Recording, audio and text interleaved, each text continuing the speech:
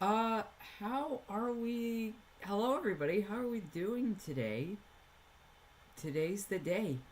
Today is May 27th, 2025. Today is Starship launch day. Today is hopefully, cross our fingers, hopefully the launch day of Flight 9 and the first day that we get to see, finally, hopefully get to see our Seiko and stuff like that. So let me just try this. Oh, nope, not that.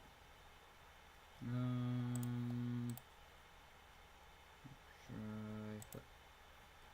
There we go. Okay. All right. Hi everybody. How are we doing today? I'm doing great. I'm very excited. Just really quickly, I am going to be popping over, looking at my phone. Every once in a while, I do have the NSF NASA Spaceflight official Flight 9 live stream up, and I also have the. Is my thing gonna work? Hold on. I don't know why my camera's not working. Oh, it's a screenshot. Why is it a screenshot? Please hold. Preview.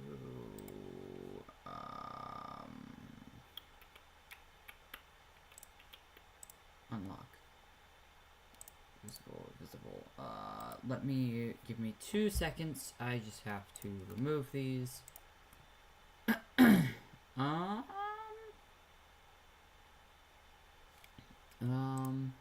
Give me 1 second. I have a lot of things going on right now, so I'm just quickly checking to make sure everything is working. Just to make sure everything is going good. Yes, okay. So stream is up. Stream help, how are we doing? Excellent. Stream status excellent. Okay, good. Yep. Everything is looking good. Alright. Okay. So yeah, lots.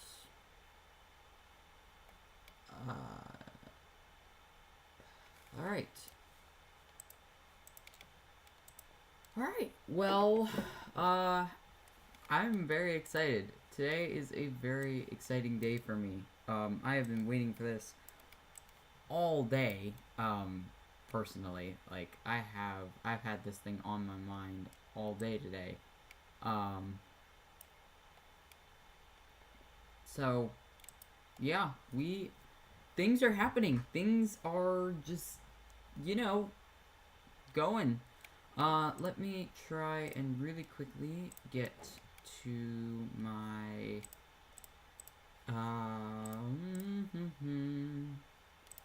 my thing. There we go. Okay. Alright. And I would love if I could click on this. Which one is that? Okay, hold on 1 minute. I have to figure out why I cannot edit this.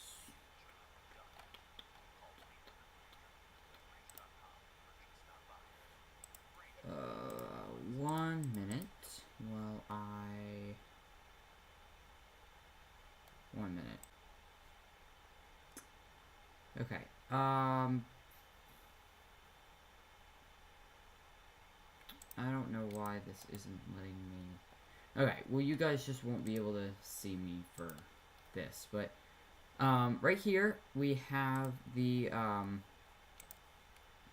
actual broadcast that is supposed to open at, it seems like 6:50 now is when they are opening that broadcast, which has changed from the 6:30, which is not too bad, but it's 20 minutes later, but that's isn't too much of a bother.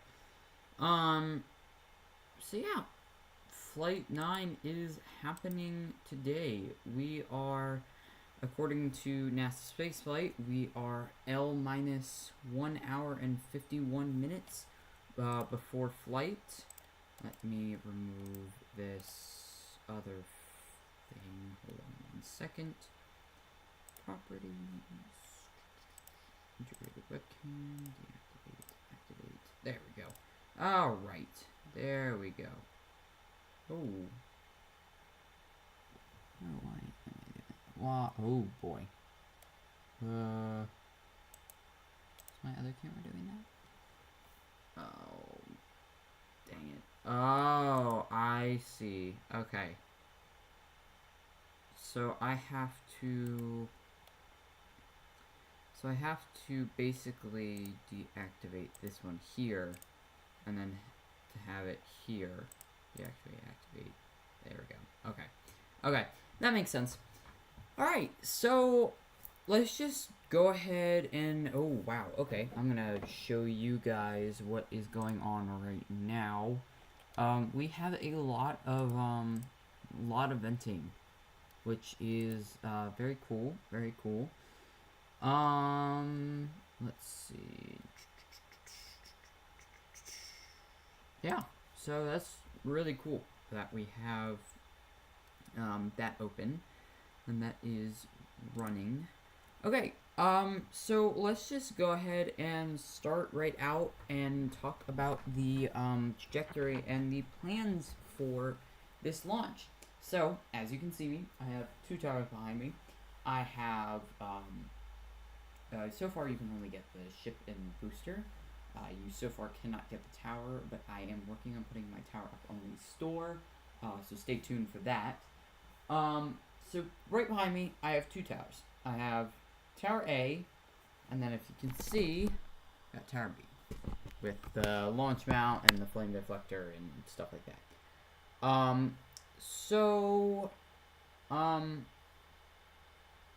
Yeah. So we have 2 towers behind me. Each of them has a booster and a Block 2 ship. However, the bigger one does not have grid fins, which is, I mean, it's not a big deal, but, so, yeah, let's just go ahead and talk about what will be going down, for this flight, and I will be using not only the smaller model, but also the bigger model to demonstrate, what we are going to be using, or what is going to be happening. This is my main desk behind me that I do like all my editing and stuff. I'm currently at my brand new filming desk that I just set up the other day. Hopefully, let me know if you guys like this desk better. If you think that this camera angle's better, if you think that camera angle's better, that's facing my wall, that has all my models and stuff. Let me know. I want all the feedback I can get. I would love for you guys to give me any information you have for me. So yeah, let's just go ahead and get started. So, starting off, we have our beautiful, beautiful model here. You can go ahead and go get that in my store. I will link that down in the description. I'll also pin it in chat in a few moments here. But let's meet our two flight vehicles today. So starting off with Ship 35, which is, yeah, Ship 35, honestly, is our main focus right now. We personally, yes, we want Booster 14 to do well, as well. Jokes, do well as well. But we also would like to just see 35 do good, because if you don't remember somehow, if you haven't been in the SpaceX community for long, and the Starship community for long, you will know that the last few flights have not gone particularly well for the ship on past flights recently. So Let me go ahead and shut these windows. The lighting and glare and stuff is not working well. So let me go ahead and shut these. So hopefully it's a little bit better, lighting wise.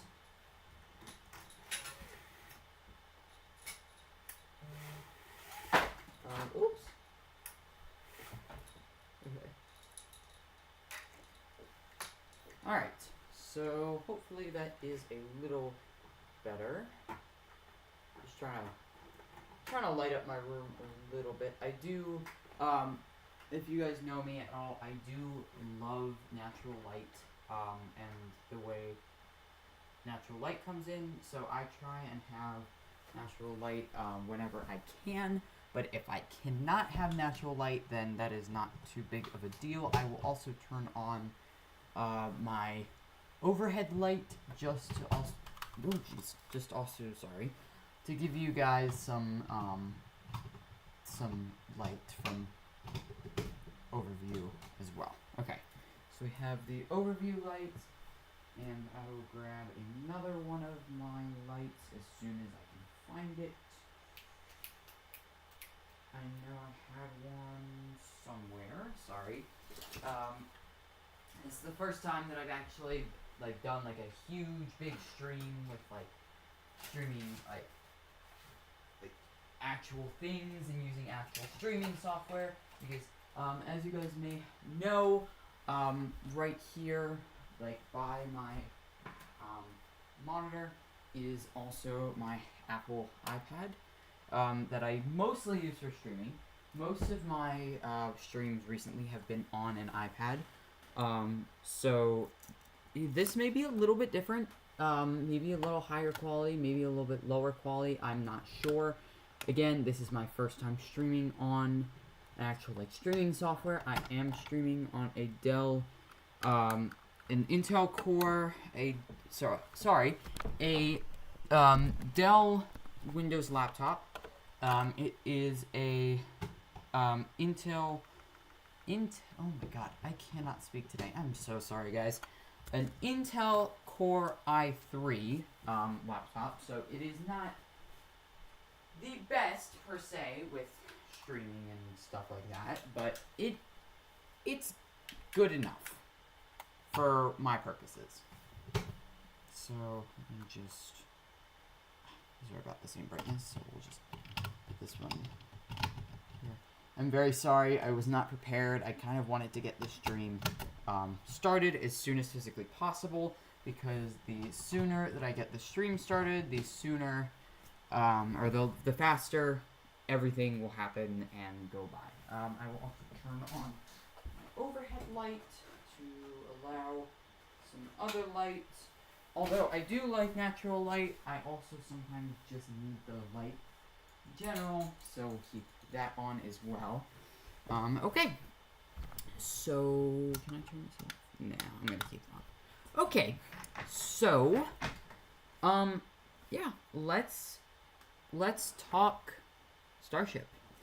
Okay, so currently, as of a few minutes ago, Starship Fleet 9 is scheduled, the window is scheduled to open at 3:50 p.m. 3:50, wow, I am so off. 6:50 p.m. Central Time. I am on the East Coast, so I am an hour ahead of Starbase in Texas and all that jazz. So I am a little bit ahead, so it'll be 7 o'clock. Currently at Starbase, it is 4:47. It is currently 5:47 for me here on the East Coast. It may be some other times around the world. I haven't looked at my viewer demographics recently. So yeah. Again, let's go ahead and talk about a lovely ship here. Okay, so starting out with the ship here, we have Ship 35. We want Ship 35 to succeed. we have not seen a Block 2 reentry yet. We have not made...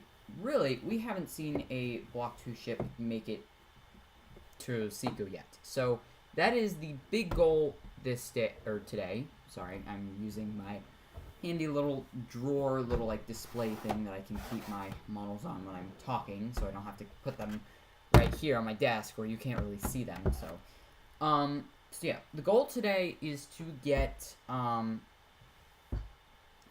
Seco. That is really all we want on today's flight, is to make it to Seco. Because as long as we make it to Seco, that's fine. If it burns up on reentry, we'd be bummed, but it's still past anything. So, Ship 35. Let's talk about what its goals are today. So, starting out with what's its trajectory? Actually, before we talk about that, let's talk about the entire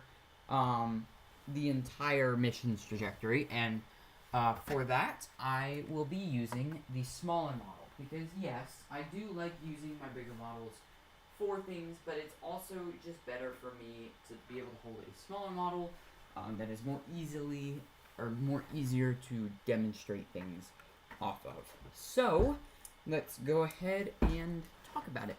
So, we have Ship 35 and Booster 14, which Ship 35, this is his first flight, and Booster 14, this is its second flight, because it did previously fly on Flight Test 7. So I just realized the window opens in L-2 hours right now. Currently is when the window should open in L-2 hours. Or T-. I don't really know the difference between it. So, let's talk about this. Alright, so once the window opens and everything is cleared, T0, we are going to launch. Of course, everybody knows when it launches, it does the pitch over maneuver to kind of get away from the tower, and then it does the roll maneuver, and then it starts doing the pitch over maneuver. So a lot of maneuvers. So kind of, I'll go over it again, but kind of just pay attention this time and kind of just think of what's going on. So we have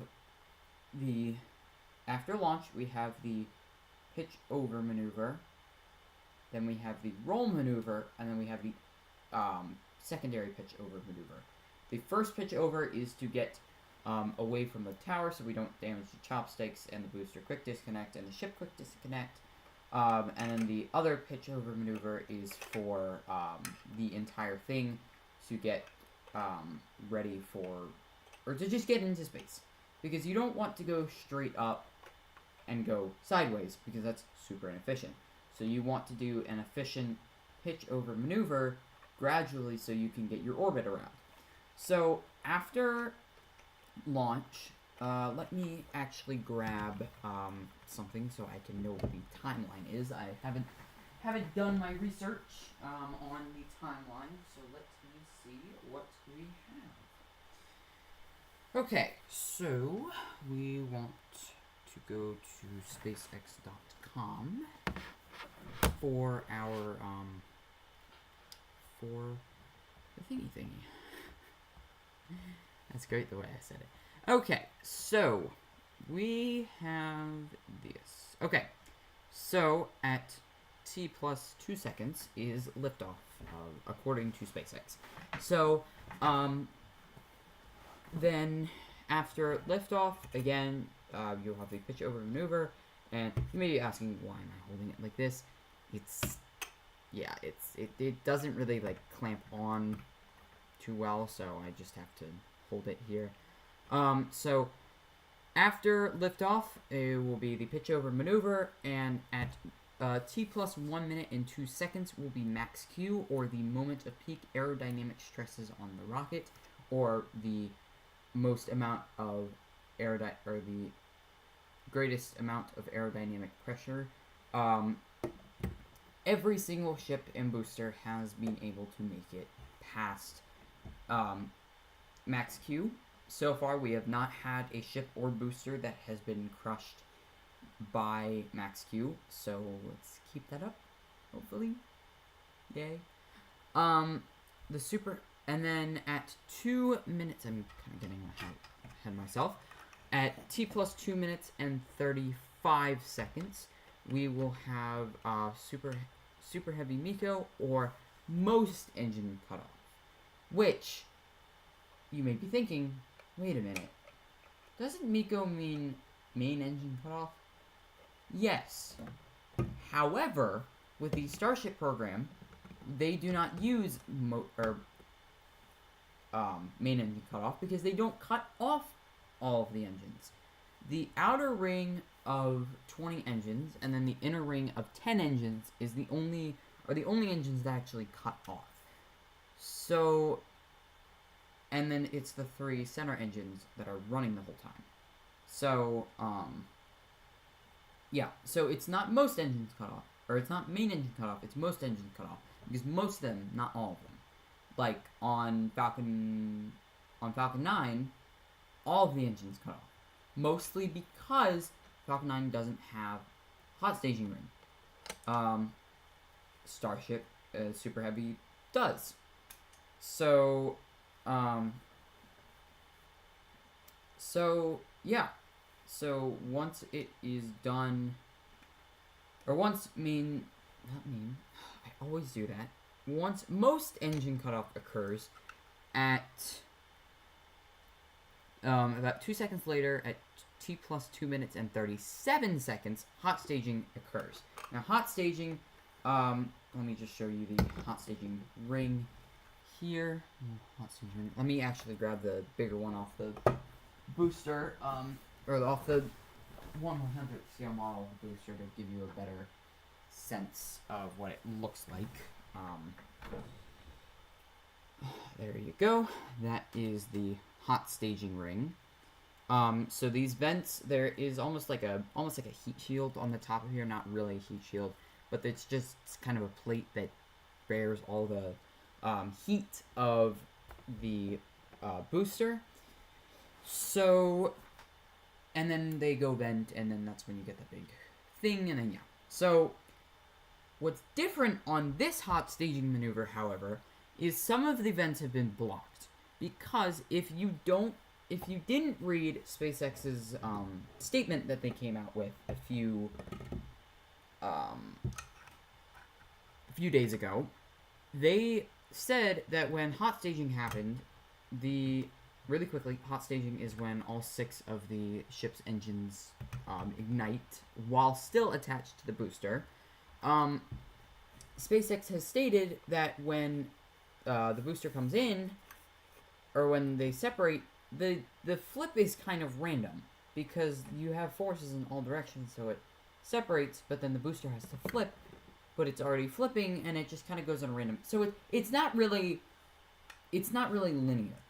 It doesn't always go in one direction. It kind of, sometimes it goes this direction, sometimes it goes this direction, sometimes it goes this direction, sometimes it goes that direction. Like, it hasn't gone one direction the whole time. So what SpaceX has done is they have blocked a couple of the vents on the hot staging ring to hopefully be able to push the booster in one direction. So instead of it going all willy-nilly, when it separates, it hopefully should just go one way, and if that works, they'll keep doing that, and then again and again. Eventually, as of the Block 2, we don't know what is going on. Elon is going to give his talk tonight. Block 3 ships or the Block 3 boosters are supposed to have an integrated hot staging ring, so we're not quite sure how that's going to work on there, but we will just have to see when that happens. What was I talking about? Oh yes, we were going over the timeline. So, hot staging occurs, the ship's... Oh, geez, hold on. Okay, the ship's engines ignite, the booster separates from the ship, and go... The last couple of times, all the ship's engines have lit, nominally, so pretty much perfectly, and then the booster hopefully will do this, and then after that, we are going to the super heavies because not much happens with the ship at the time. A lot happens with the booster. All the ship does is a scent burn, but I'm getting to that. I will get to that in just a second. So, after the flip, the outer ring of 10 engines reignites. So it's the 3 engines and the 10 engines all reignite to perform the boost back burn. So, boost back burn starts up at 2 minutes and 47 seconds. So hot staging takes about 10 seconds, and the flip takes like 5 or something. Or like, hot staging takes like 5, flip takes like 5, stuff like that. And then, once we get to, okay, and then at 3 minutes and 27 seconds, a lot of 7s, 3 minutes and 27 seconds, boost back burn ends. And then at 2 minutes and 3 minutes and 30, oh my god, 3 minutes and 29 seconds, the hot staging ring will jettison itself. If you don't know what jettison means, it just means to separate or get rid of. On the Block 3 boosters, they will have integrated hot staging rings, so they will be able to take that out of the timeline, but as of currently, they have not done that yet. It just kind of saves weight. If you remember Flight 3, the booster had a bit too much weight to be able to do the landing burns efficiently, so they started just getting rid of that hot staging ring. It will splash down in the Gulf of Mexico along with the booster, but again, I'm getting to that. Okay, so booster. What happens with the booster after hot staging separation? So after hot staging separation, the booster will coast down and head towards the Gulf of Mexico. Now, after it heads to the Gulf of Mexico, it will do its landing burn, start up, and stuff like that. However, this one is a little bit different. This time, instead of being like this, it's going to be like this, or like more like this when it's coming down, because most of the time it's like this, but it's going to be at a higher angle of attack, just to like stress test and stuff like that. So we are going to see how the booster holds up. So at 6 minutes and 19 seconds, the super heavy booster will begin, at 6 minutes and 19 seconds, super heavy landing burn starts. So the super heavy will ignite its inner 3, or actually inner 2, and outer 10, hopefully, if everything goes well. There has been a couple of engines out these last couple of flights, but they are intentionally not lighting one of the inner 3 Raptor engines to just do like a... Intentionally, though. They are intentionally shutting down and disabling one of those inner 3 engines to stress test for like a scenario like, oh no, this is not going to happen, we just need to boom. So yeah, they're going to be trying that, and so then they are going to switch to the 2 engines. However, there's speculation that there's going to be 1 engine on the outer ring of 10 that will be helping to like help the disabled engine, that will last a couple of seconds longer than the rest of the 10, and then it will shut down, and then it'll just go to 2 engines. And then, so the way that they've described it is the booster, like imagine this was the Gulf, this is the booster, and the booster is basically going to do something like this. It's going to stop, simulate a catch, and then the landing burn at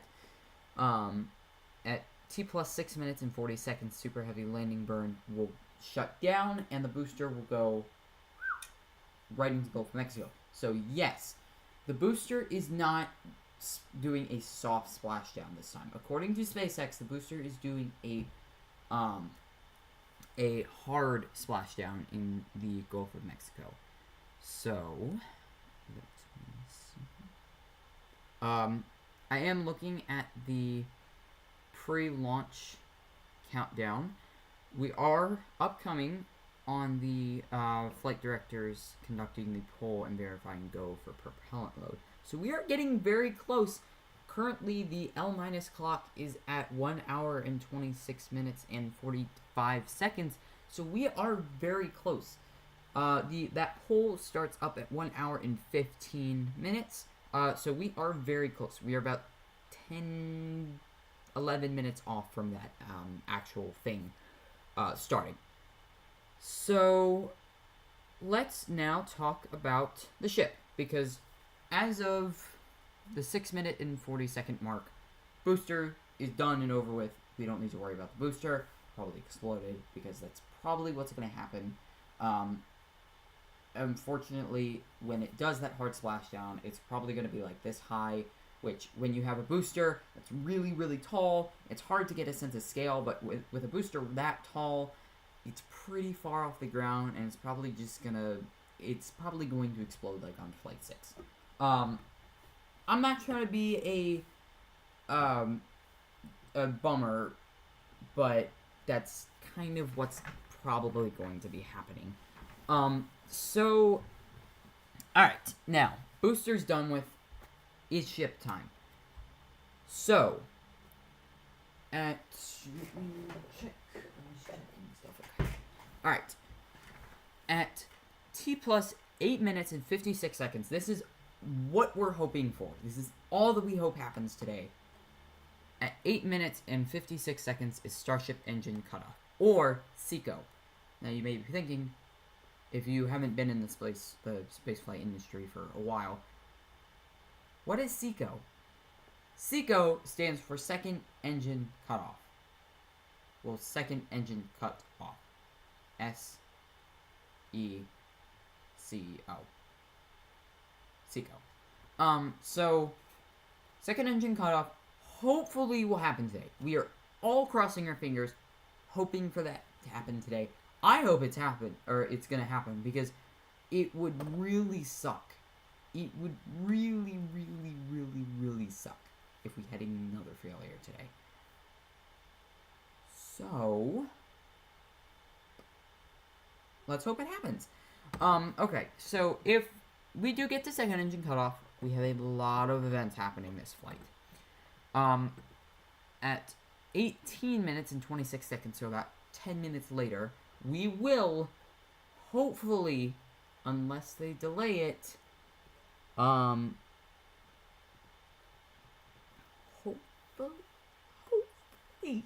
if it makes it and they don't decide to wait, let me see.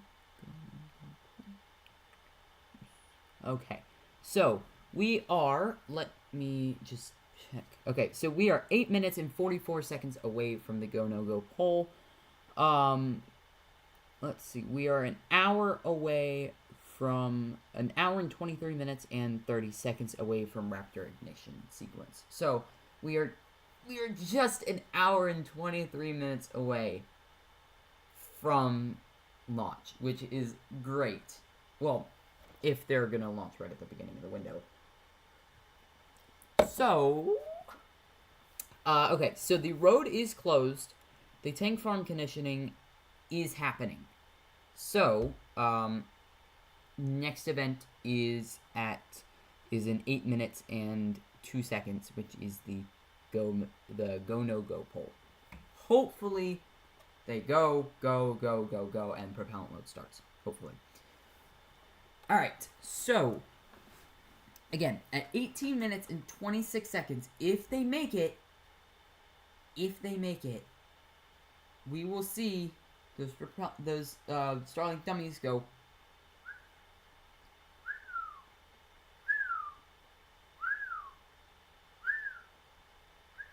All 8 of them. And yes, there is 8 of those Starlink dummies this flight. On Flight 7, there was 10. On Flight 8, which was last flight, there was 4. This time, there's 8. So, let's hope we get to see them deploy today.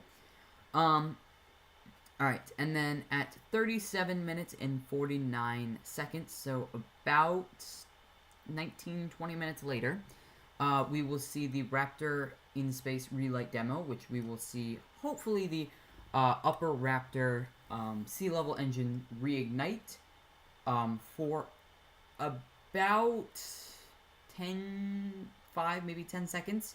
And hopefully that works. Okay, so at 47 minutes, or T plus 47 minutes and 50. Ooh, whoa.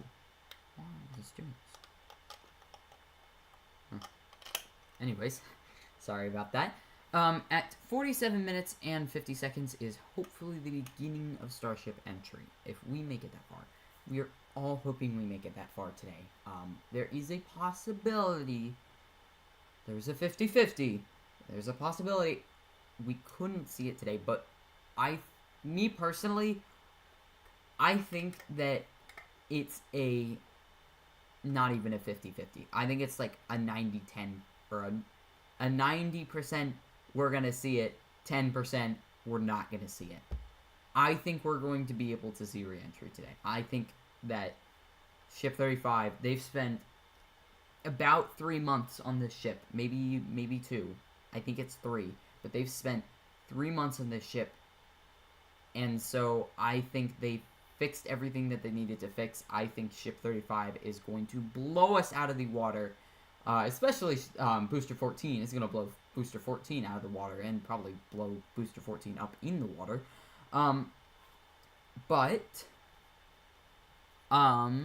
Alright, so, yeah, about 10 minutes later, will hopefully be the start of Starship re-entry. Okay, and then at 1 hour, 3 minutes and 11 seconds, we will see Starship, or not see, we'll hear the call out that Starship is transonic. About a minute later, at 1 hour 4 minutes and 26 seconds, hopefully we will hear Starship is subsonic. At 1 hour 6 minutes and 11 seconds, we will hopefully see the beginning of the landing flip. Like, it'll start to flip before the engines activate. Like, so the way that's gonna happen, you may be thinking, wait, how's that supposed to happen? I will demonstrate with this with the larger ship, because these flaps don't work, because I couldn't get wires that were small enough to be able to demonstrate that. So let me put this in my drawers. We will come back to you later. Maybe asking, well, how do you go about doing a landing flip before the actual engines relight to allow you to do that landing flip? Well, when you think of the air is going like this. It is hitting this point and it is hitting this point. Both drag. The whole thing is just like dragging against the atmosphere. But the 4 flaps are causing extended drag. That the flaps won't be flat like this. They will be kind of tilted inwards, like not fully in like that. Sorta. This flap is not wanting to cooperate today. Sort of like this. So that's how it'll re-enter, and that's how it'll kind of do. And then when it actually goes, when it actually goes for the flip, the ship's flaps will be like this, and then once it goes for the flip, the top flaps will open up. Not like that. They will open up. These flaps will go in, because if you think back to before, when they were both open, you have drag on both sides that's equal. If you get rid of some of that drag on the back side, it wants to flip, because there's more drag on this side, causing lift on this side, and causing it to flip.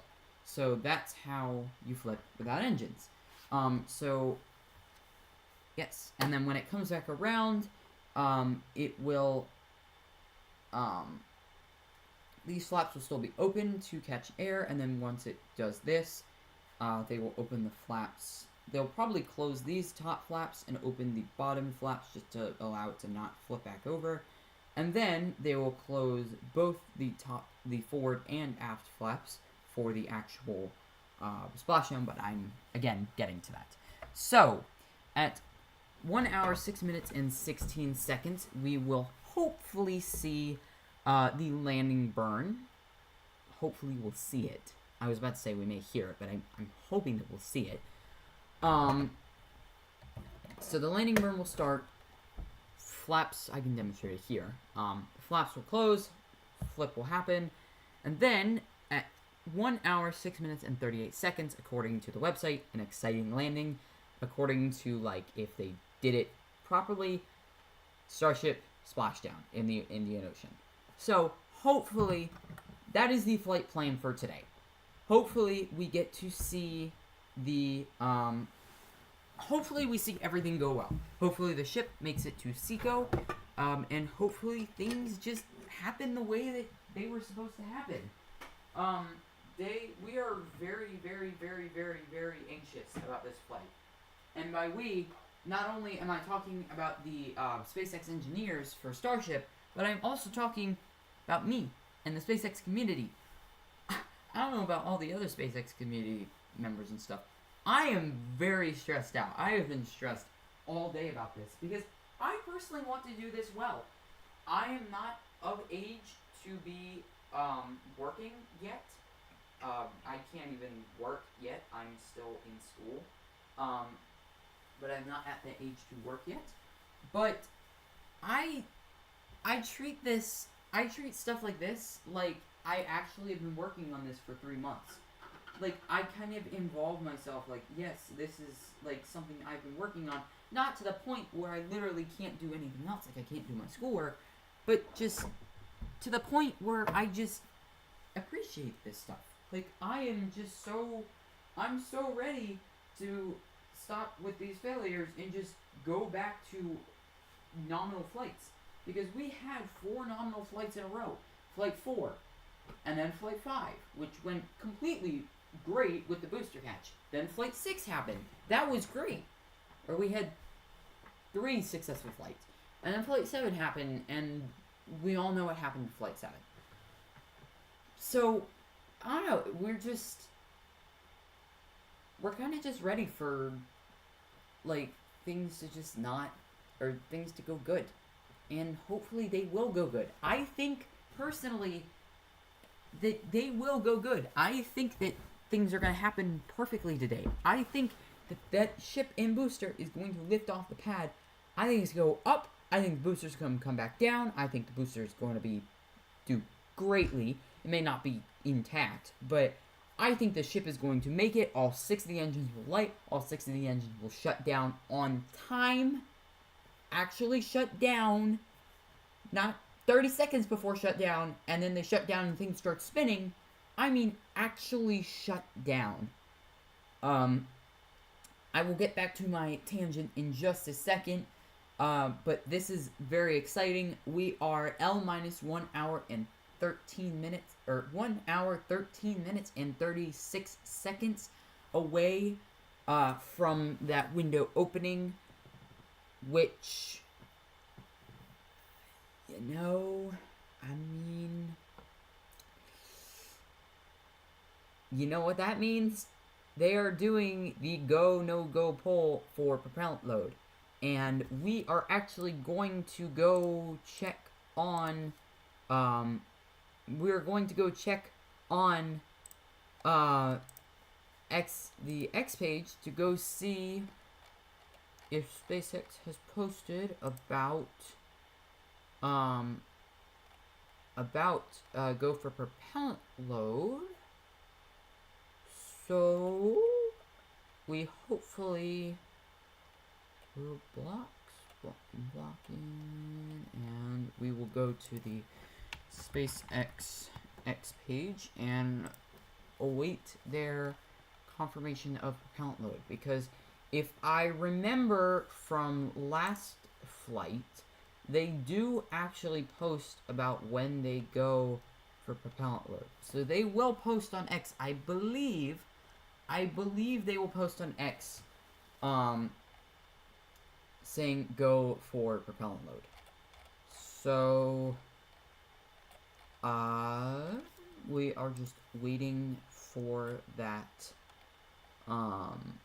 that X post. I will actually open it up here so that I can focus. I would love for you guys to see it. Again, I'm just having technical difficulties, so as soon as I can get those fixed and stuff like that, we will do this properly.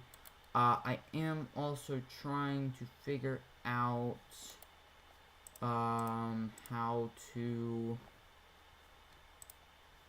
there we are. Okay, so this is the broadcast. I don't know if you guys can see my mouse and stuff, but yes, here we are. Okay, so the broadcast will open. Again, this broadcast is my time, so I'm on the East Coast. So for me, this broadcast is opening in 30 minutes. So as soon as it starts, I will, in most respectable way possible, I will shut up and I will let these people talk, and I will comment on anything I think is gonna happen. And other than that, I will not say anything else. So I am going to try one more time to get... I'm going to try one more time. I don't know if you guys can hear me on the other one, but I'm going to try one more time to put my face up on the other screen. So, yeah, let me go ahead and do that really, really quickly.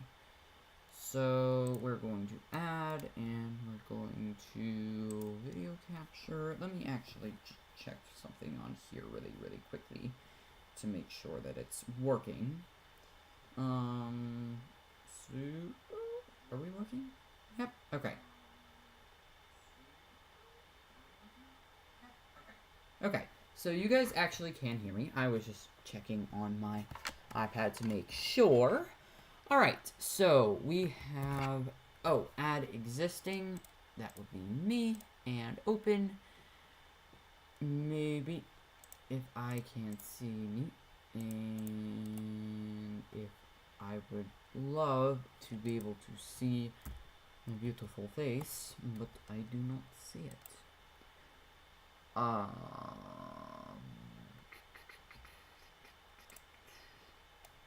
Oh, I have to activate it. Okay. Let me go ahead and flip this, transform horizontally. There we go. And I want to properties. Okay. And what I want to do is I want to transform order. No, I just want to... Oh, okay. 1 minute. I'm just going to start to bring... I'm going to start to put this down. So we're going to do 200. Okay, that's really stretched. And edit, transform, edit, transform. And we are going to do... Are we just going more? Okay. Alright, that is squeezing in. So I currently do not see frost lines on the ship.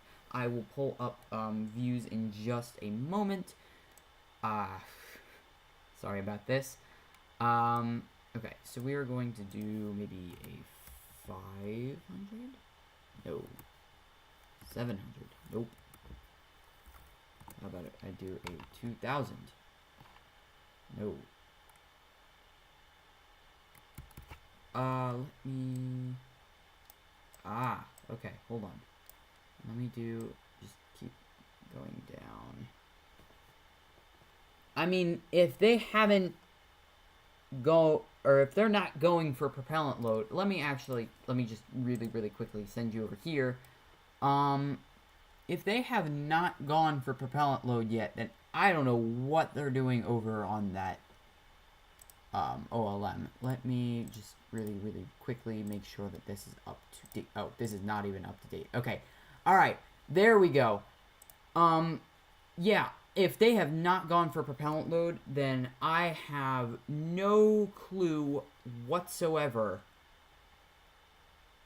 why they are venting that much. So I am pretty confident. I can check one more time to make sure and see if SpaceX has posted about it.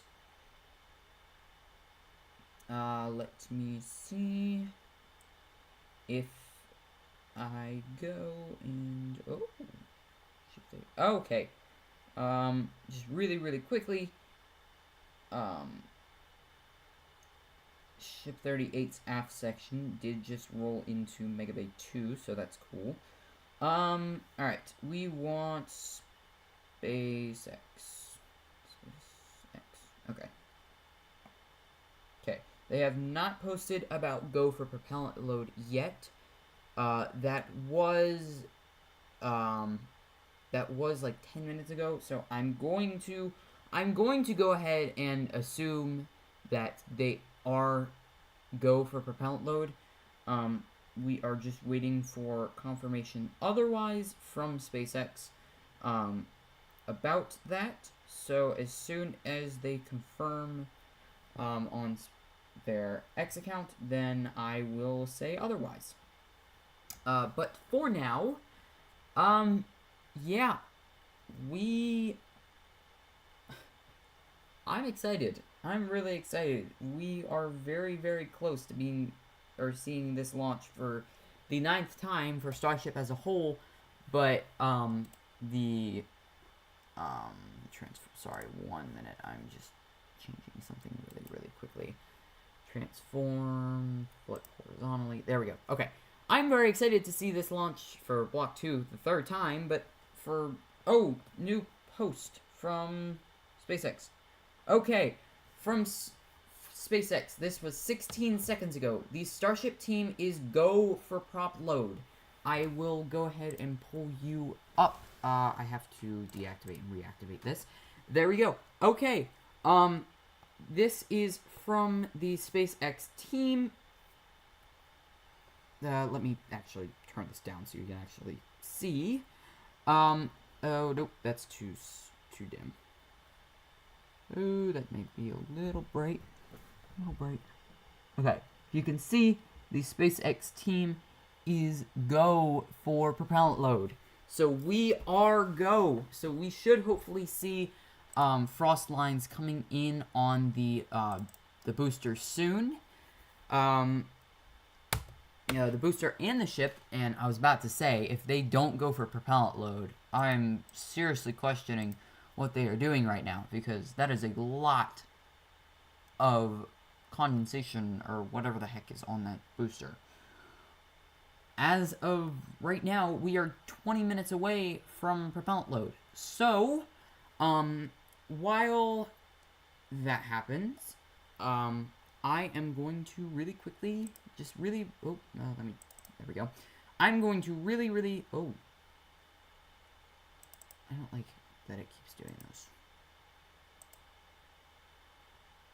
Wow, hold on. Let me deactivate this one.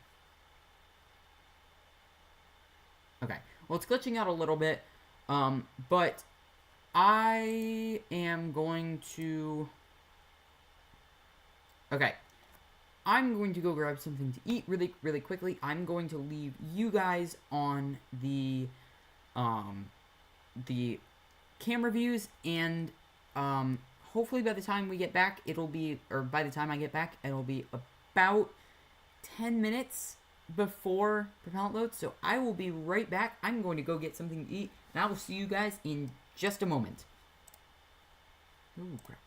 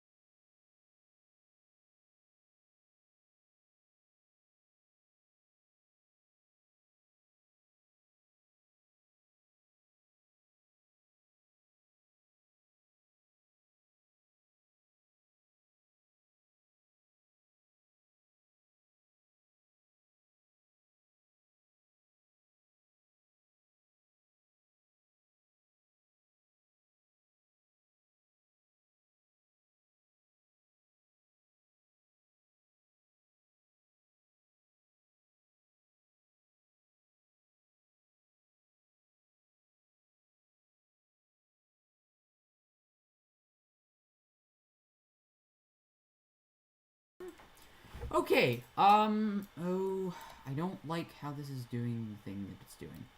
Let me just...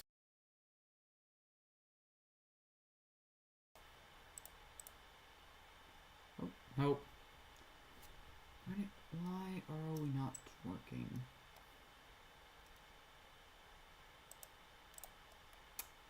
Let me quickly remove this. And we are going to add a video capturing device. Existing, me, open. Oh, dang it. I forgot about that. Okay, hold on. Control Z. Why is it still doing this? Oh, maybe I should probably turn off the other one. Really?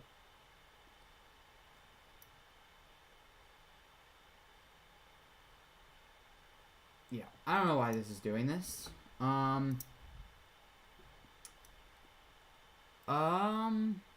don't really know how else to fix this.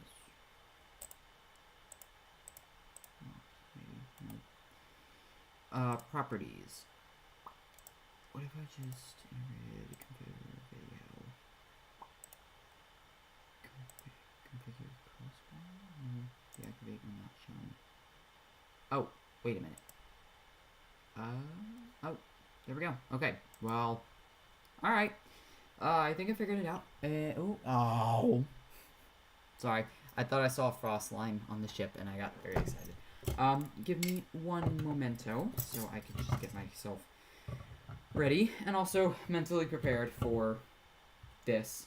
I would like to just give my thanks and stuff for my lovely sponsors.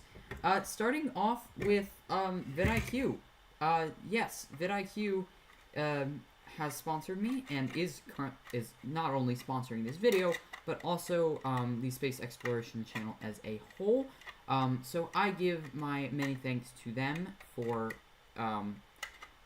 actually sponsoring me and just giving me this wonderful opportunity. And my second sponsor, which is very cool, the sponsor, is the one and only Bamboo Labs. You know, these people, they have sponsored this video and a couple of my other videos.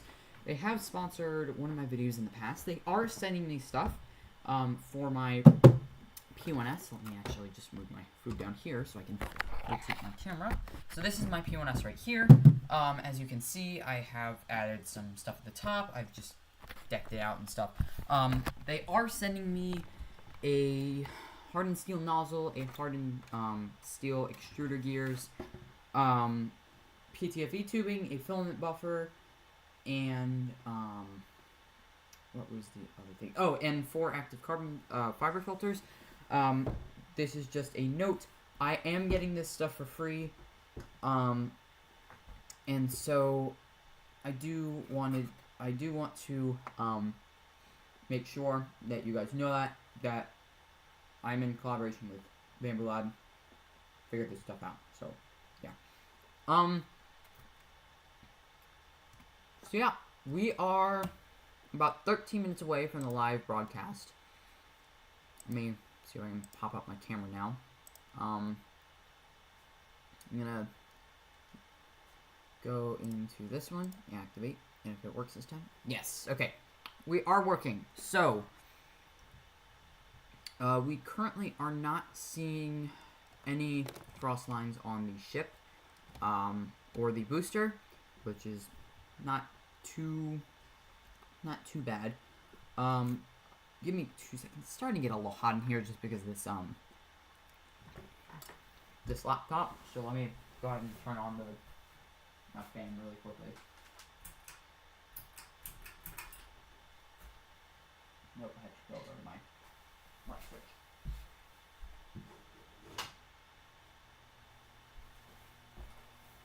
Okay. I'm also stressed, which probably explains why it feels hot in here. Because I am stressed. So, Yeah. Things are happening. Okay. Now, NSF is moving down, which, I don't know what that means exactly, but I would probably assume that would mean that we are seeing signs of frost lines appearing. I hope.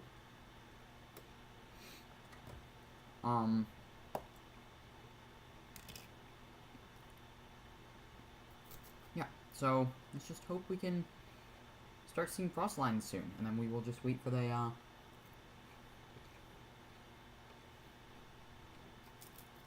broadcast to start.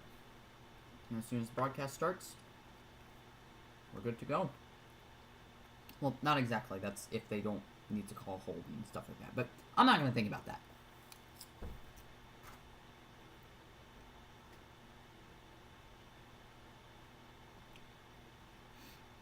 So we currently are...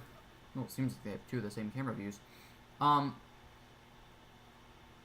we go. Okay. So it seems that we are currently... okay, now they have switched the clock to a T-minus clock. We are T-minus 50 seconds and... Sorry. I wish it was T-minus 50 seconds. T-minus 50 minutes and 10 seconds. If you're just joining me, the Starship and Super Heavy have been cleared for propellant load, so we should start seeing those frost lines appearing on the ship and booster relatively soon. So yeah, we'll just be waiting around for that.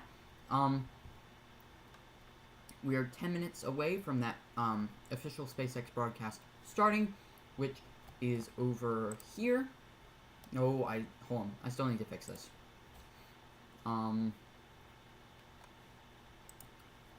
Give me one moment. I just have to fix this. Okay.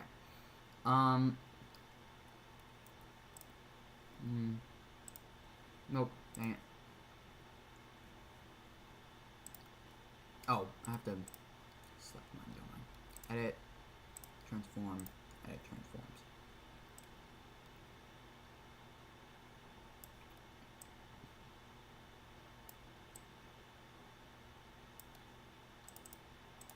Okay, let me try 700. Ooh, so little. So let's try 200 pixels by 200 pixels. Oh, edit, transform, edit, transform. And we're gonna go to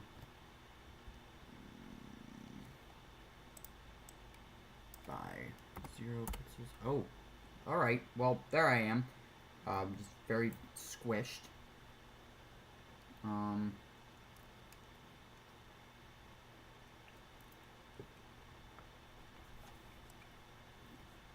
Okay, let me edit that.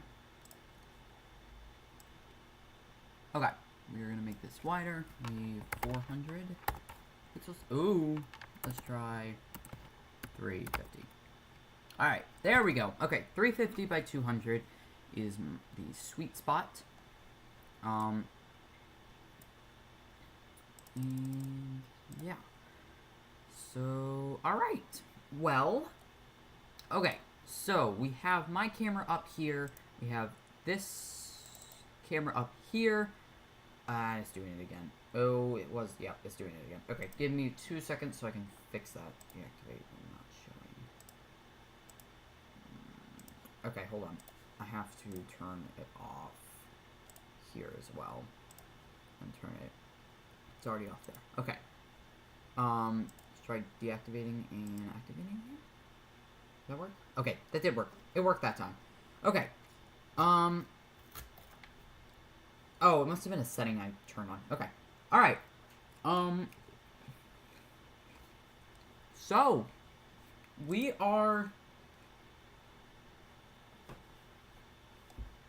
As of right now, we are 46 minutes and 55 seconds away from flight, or until that window opens. So, yeah. If you're excited, comment down in chat. Tell me where you are, or like tell me what country you're in, and just tell me how excited you are. Tell me how long you've been in the program for. Like, I don't really know what else. Just like, I don't know. Just tell me. How long of in flight have you been following along for? Like, been following along for since flight 1, flight 2, 3, 4, 5, 6, 7, 8. Is this your first flight? If this is your first flight, put that down in chat. And just welcome to my stream. If you're just joining on my stream, I am Matthew from Space Exploration, the channel you are currently watching.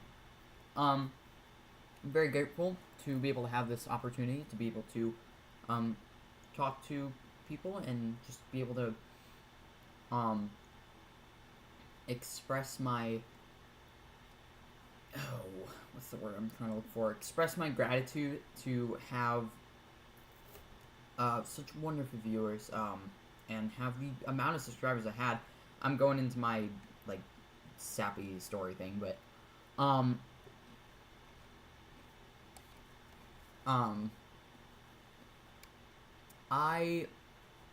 here, let me actually go ahead and we're gonna go over here, and we're gonna wait for this. I'm just gonna talk while I'm waiting for this. I have always loved YouTube and loved making stuff. I'm very, like, I just love making stuff. Like, that's, whether it's physical stuff or digitally making videos and stuff. I used to, like, make fake videos all the time when I was younger. And so, when I decided one day, I'm like, hey, why don't I make a YouTube channel about space? My first video ever on this channel was about seeing if people knew that Mars had moons. And it does. So,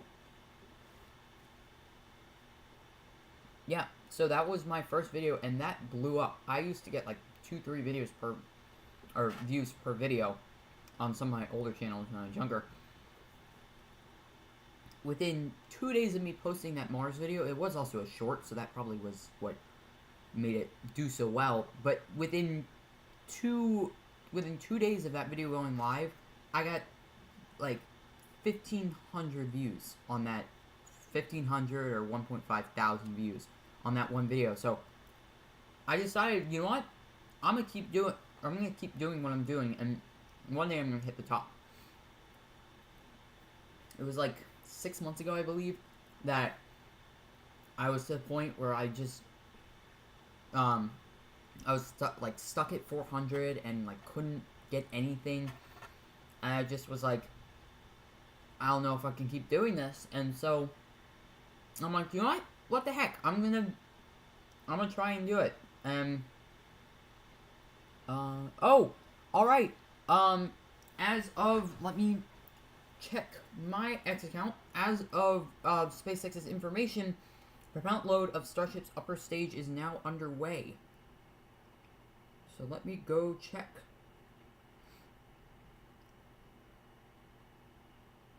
Okay, yep. Propellant load of Starship's upper stage is now underway.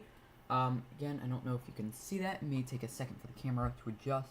It is that one right there. Starship's upper stage is propellant load is underway. So exciting, very exciting, very exciting. We are very, very close. So back to what I was saying. It was about 6 months ago. I posted a short on, like, it was just any other edit that I had been posting at the time, like Starship and stuff, it just kept climbing views. It was view after view after view. I remember I woke up one morning and it was at like 30,000 views, and I'm like, oh my god. And right now, that video is at 1 million and, I don't know, like, almost 1 million, or 1.1 million views as of me recording this video, if not already that. I haven't checked it in a few weeks, honestly, but I climbed. I was at a point where I was basically getting 100 subscribers an hour. I went from nearly 500 subscribers to 5,000 in about a day or two, which was absolutely crazy because I never anticipated actually being able to do that. And I did it, and I'm like, maybe I can actually just, be something and make a difference. My goal with this YouTube channel, and really any YouTube channel that I've ever made, is to just inspire people. To allow people to just project what they want to, like, express their interest in stuff. That's what I do on this channel. I express my interest, like, very, very clearly. I am really interested in this, and when I actually get to the age where I can get a job, and after I go to college, I want to work as a Starship propulsion, or like either a propulsion systems engineer or just like a Starship engineer in general. I want to do that. And so exploring my passion now is what's going to keep this alive. So I'm so grateful to everybody who is watching the stream, who will watch this stream as a recording later, and just be fans of my YouTube channel until I ultimately decide to stop, which I don't have any intentions as of now to do that. But I'm planning on going for a long time. You will see me a lot. Especially considering the fact school ends for me like in 2 days. After school ends, I'm gonna be YouTube crazy. Like, I'm gonna be posting videos, I'm gonna be editing videos, I'm probably gonna start doing Starbase Simulator playthroughs and walkthroughs on this channel. I may make a second channel for that. I may like post a couple in here and then make a second channel for that. But I'm gonna be doing a lot of stuff over the summer, so just stay tuned and just be ready for that. Click that notification bell, hit that subscribe button, hit that like button to get notified whenever I post. And as of now, for me, it is 6:51, and the stream is supposed to start at 6:50. So we are about this stream, or the SpaceX stream is about to start. So I'm going to go ahead and refresh this page and hope. Oh, there we go. Okay, all right. Let me go ahead and go ahead and put this in 4K resolution.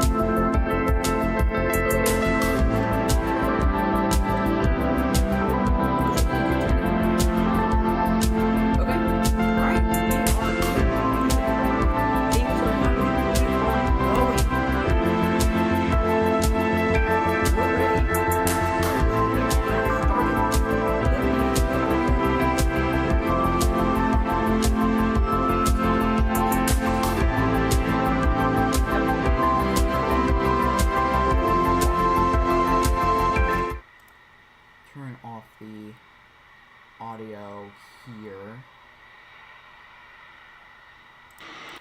Audio. Oh no, it's on this. I don't want the audio. Oh, hold on. Interact.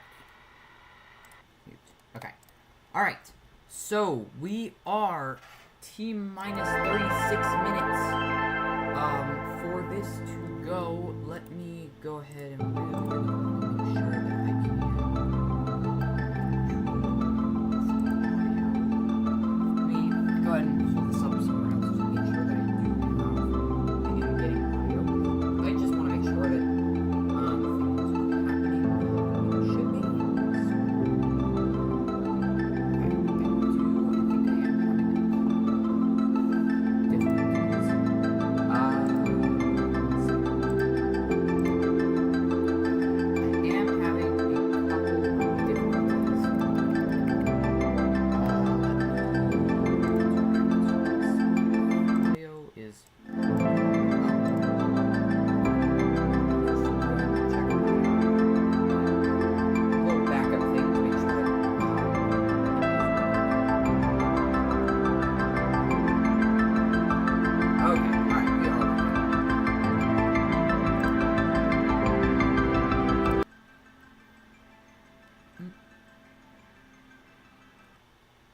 Alright.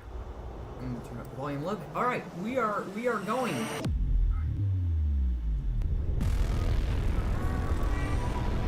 Alright, here we go. Here we go. Alright. Oh, okay, hold on. Interact. Give me 2 seconds. Alright, we are going. The stream has started. The main stream, not my stream. My stream has been live for an hour and almost 30 minutes now. An hour and 30 minutes. Stream starting. I can't quite hear it, but I am probably interested in like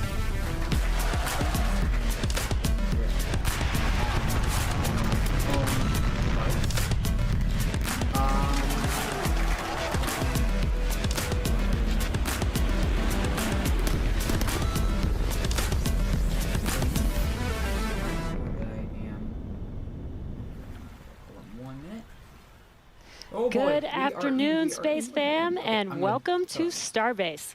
I'm Jesse Anderson, a Senior Production Engineering Manager at SpaceX. And I'm Dan Hewitt with SpaceX Communications.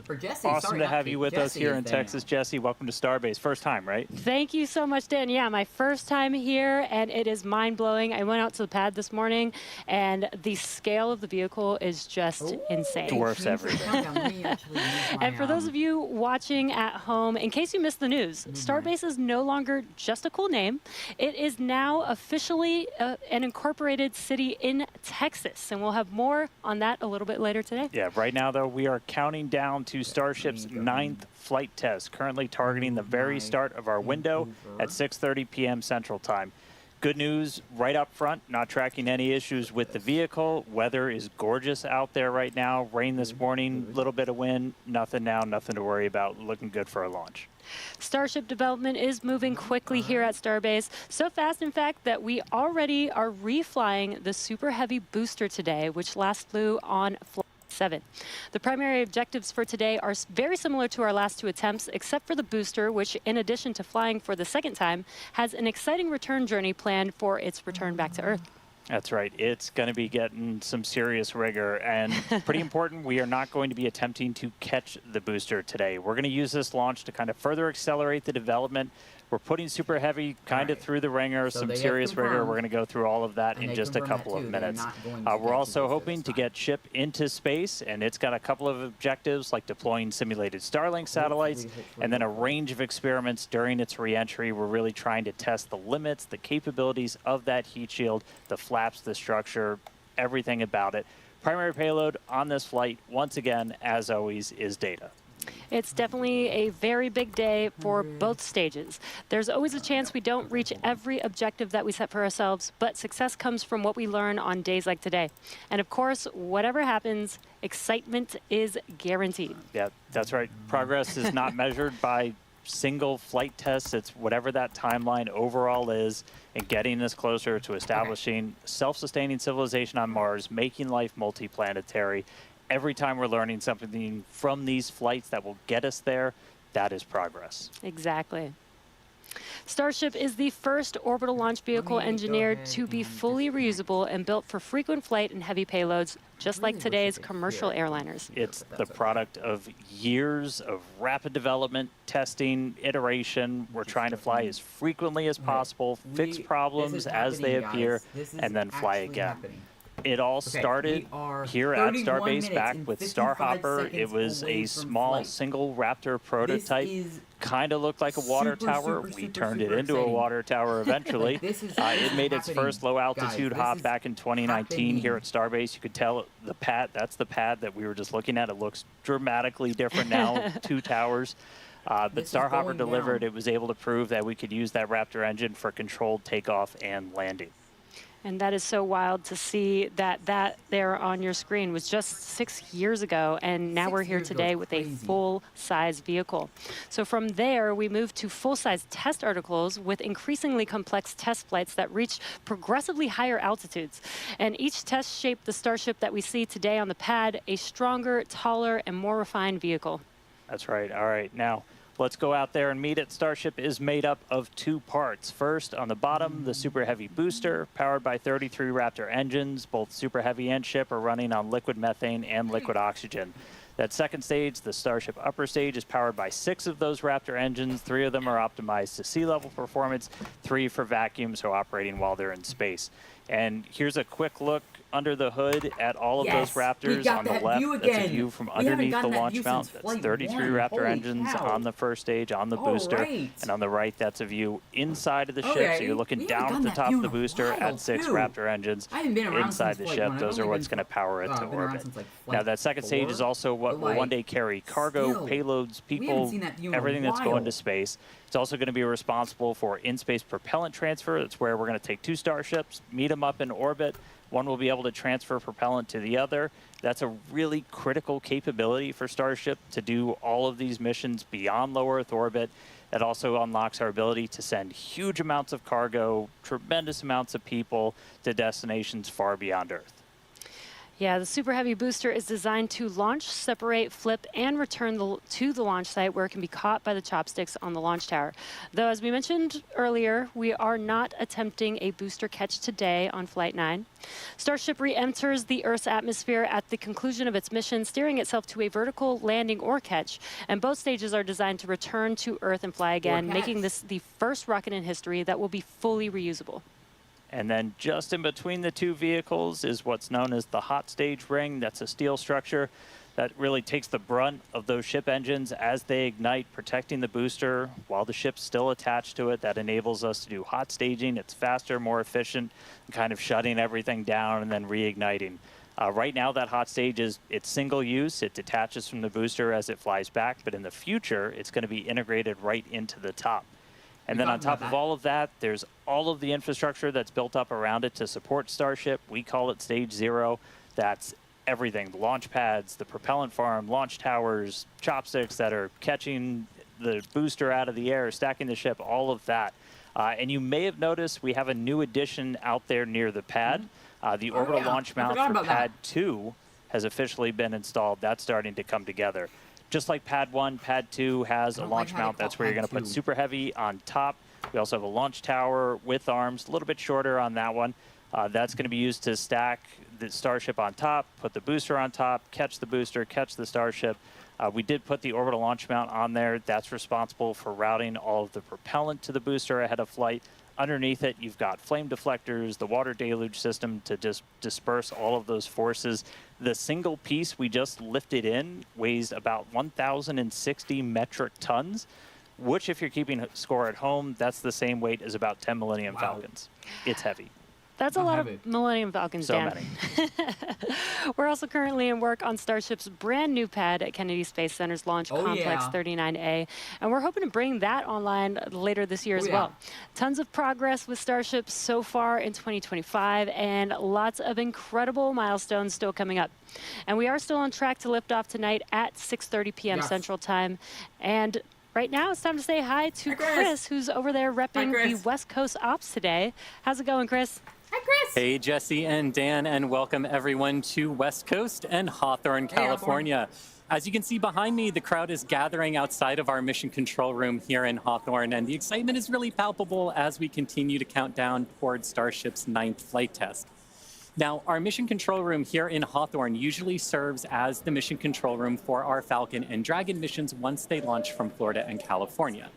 Now, with Starship, all countdown and mission control operations actually use the same flight control team from the same location at Starbase, which you can see on your screen now. But as we develop a vehicle like Starship, we want as many experts watching over its various systems as we can. And that's what we use the mission control room here in Hawthorne for during Starship flight tests like today's. The folks in mission control, which you see now on your screen, are the responsible engineers for Starship's various systems. This includes things like booster systems, stage propellant, our ground stations, flight software, the loads, and the vehicle structures as well. And having this support gives the flight teams in Starbase immediate access to our engineers' knowledge, which is really, really important when we're making informed decisions very quickly in a test program like this. This setup has been great for Starship flight tests so far, as we've handled things like propellant temperature differences, as well as day of launch winds that can affect the loads placed on Starship structures during launch, and particularly during the descent of the Super Heavy booster back to Earth. So having all of these responsible engineers ready to support is crucial during Starship testing, where we place hardware in flight conditions quickly to iterate and make the best and most reliable rocket that we can. So it's definitely a full house, a growing full house here in Hawthorne for our 9th flight of Starship today. Every flight brings us a step closer to a future where Starship is flying multiple times a day, and I'm sure you all feel the same way down there in Texas, Dan and Jesse, but I can't wait to see Starship's launch today. How about you? Yeah, can't wait to see it, Chris. As you can see, props loading on the vehicle is just a little under 2 miles away from us, and we're really excited.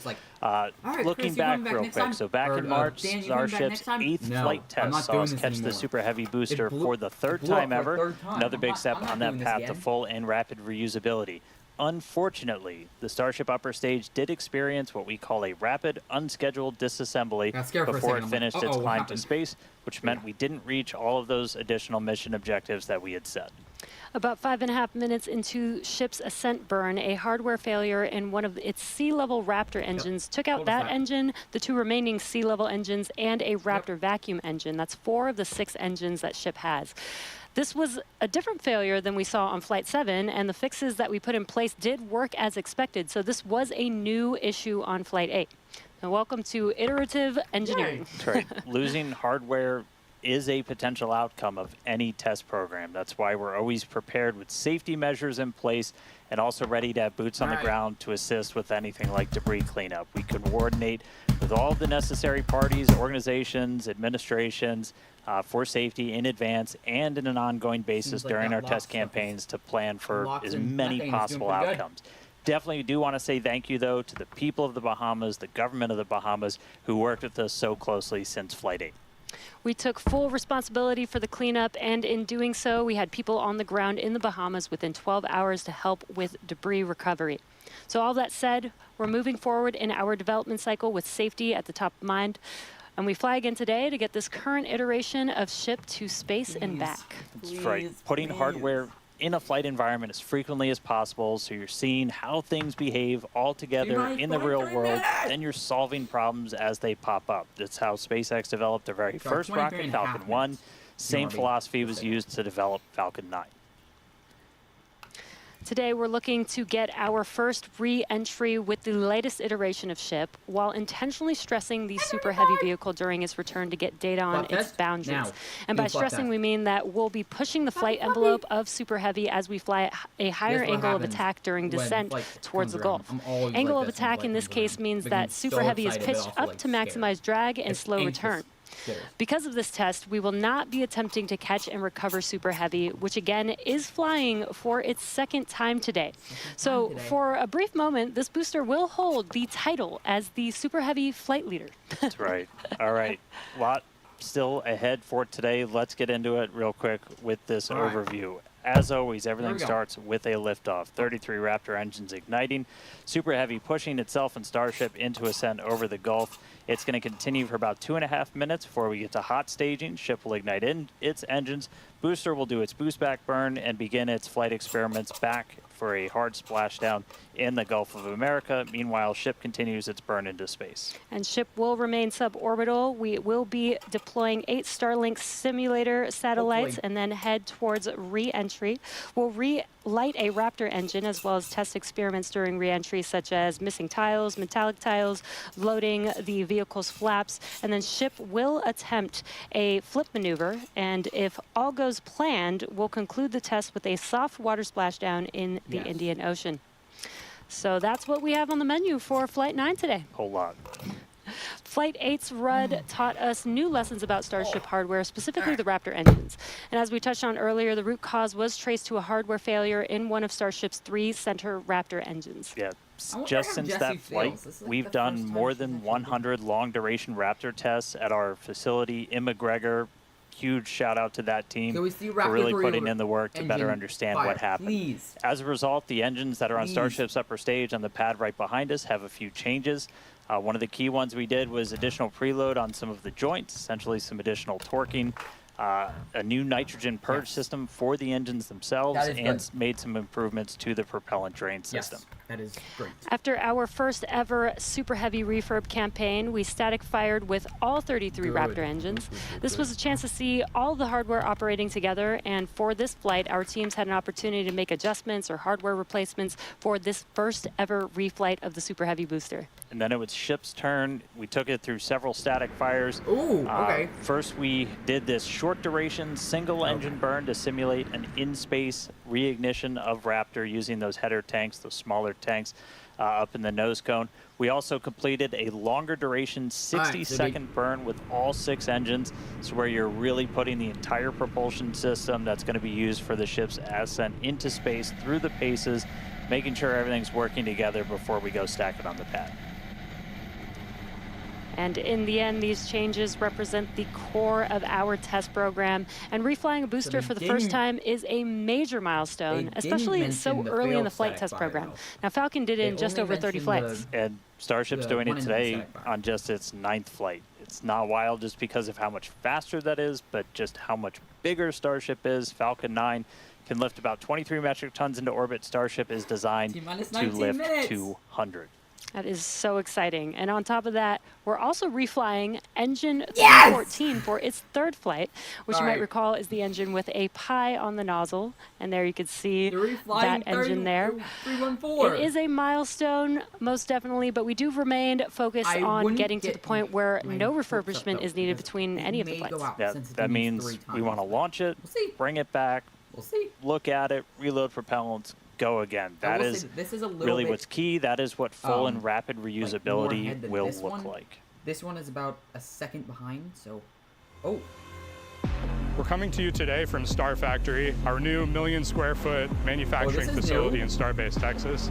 The Super Heavy booster is the first stage of the Starship launch vehicle stack. It's the largest boost stage ever developed for any rocket ever. Having the largest rocket ever is a very cool engineering feat, but the thing that really makes a difference is the ability to rapidly reuse that rocket to launch many other missions. Reflying Booster 14 is an important first milestone in that we have proven that we can recover a vehicle, turn it around, and fly it a second time. But it's not a victory lap yet. From an operational perspective, an ideal state looks like a vehicle where very few things have to happen on it in order to take back off again. So we catch the vehicle, put it back onto the launch mount, put a new ship back on top with its payload, refuel, and take back off. And that same booster will come back to the launch mount, and we do the same thing all over again. Falcon is, reusing at a pretty high rate, and we get to go look at them and say, what did you learn? What is good? What is bad? And as we continue to build the Starship process. Zero-touch refurbishment really looks like a commercial airliner. The advantage we have on booster relative to when we developed Falcon 9, for instance, is this was really designed from the outset for rapid reusability. We're using all of the flight test learnings from our version 1 and version 2 vehicles in our orbital flight test campaign to inform the design of our version 3 vehicle. All right, so they are calling it The next generation vehicle will be the first time that we've really attempted to make rapidly reusable thermal protection on a rocket. So this is in the next iteration, we'll be able to add in new innovative materials and regenerative cooling that will enable rapid zero-touch refurbishment. Rapid reusability, the ability to fly, turn the vehicle around, and refly again immediately is really the key goal of the Starship program. It is so cool to see our teams working together as Starship is learning from Falcon with reusability, and now we're seeing Starship do the same thing today. So all eyes on the rocket on the pad, getting ready to launch in just about 17 minutes from now. That's right. Looking at our levels real quick, we're a little bit more than halfway full on fuel and LOX on the booster, over 80% full on the ship, so we'll have to fill those header tanks. You see in the but everything background looking good. We're not tracking any issues on the range. As a reminder, we watch sea states, air, and land around the launch site here and also over in the Indian Ocean where we're going to be doing our reentry. Not tracking any blockers to launch at the moment. Weather is gorgeous, has not been a concern all day for launch. We've been moving through all of our pre-flight checkouts pretty smoothly so far this morning, getting the ship and the booster ready for prop load, making sure guidance, navigation, and control are aligned. Everything's ready to go. You can see with the frost coming off, we're getting pretty full. We started loading all of the propellants on board both ships about 45 minutes or so before launch. They kind of stagger where we start with ship and then move into booster. We're going to continue loading these propellants on board until just about 3 minutes before liftoff. We'll close out on the ship first and then on the booster. But bottom line, everything's looking great. Not tracking any vehicle issues, range issues, weather issues. We're looking really good right now for a launch at the top of our window right at 6:30 p.m. Central. Yeah, seeing the propellant loading is making this getting more and more exciting. Today is going to be a wild ride for Super Heavy. We're putting the booster through several tests to expand the envelope on its capabilities and get flight data to make its return and catch more reliable. Now, another unique change in today's flight will be the addition of the first ever directional flip of the booster. That's right. If you followed previous flights and you kind of wondered to yourself, why does the direction the booster flip seem random? Surprise, it's because it was. We've got a couple of views from previous flights where you'll see the booster kind of go in different directions, and it was really small differences in the thrust of those ship engines. As they started up, they would nudge the booster in an initial direction, and so the booster would essentially sense that and then lean into it, and it'll react, the engines will gimbal, and then it'll continue the flip. That was the easiest option technically, but you do take some performance hits since you're essentially setting aside propellant to accommodate every single direction for a flip. Exactly, but if we know which direction we're flipping, then we know how much propellant we will need and can instead use more of the propellant to burn longer during ascent, adding more velocity to ship and increasing how much payload it can ultimately deliver to space. Still good so far. Yeah, so today I got my trusty Super Heavy here. We're going to intentionally try to flip straight up. So as you're separating from the ship, we want to get to here as you're doing that boost back burn. The fastest way is to just flip straight up and go into it. That's roughly what we did on Flight 5. It's the most direct way to get into that orientation for the boost back burn.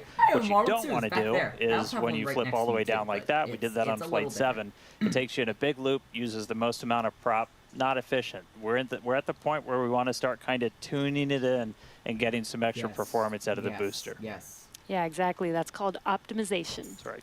To accomplish this, we made some changes to the hot stage adapter, welding reinforced panels over the vents in the direction that we want the booster to go. So when the ship engines ignite, the thrust will push against the blocked vents, which means that the nudge will be in the direction that we planned for.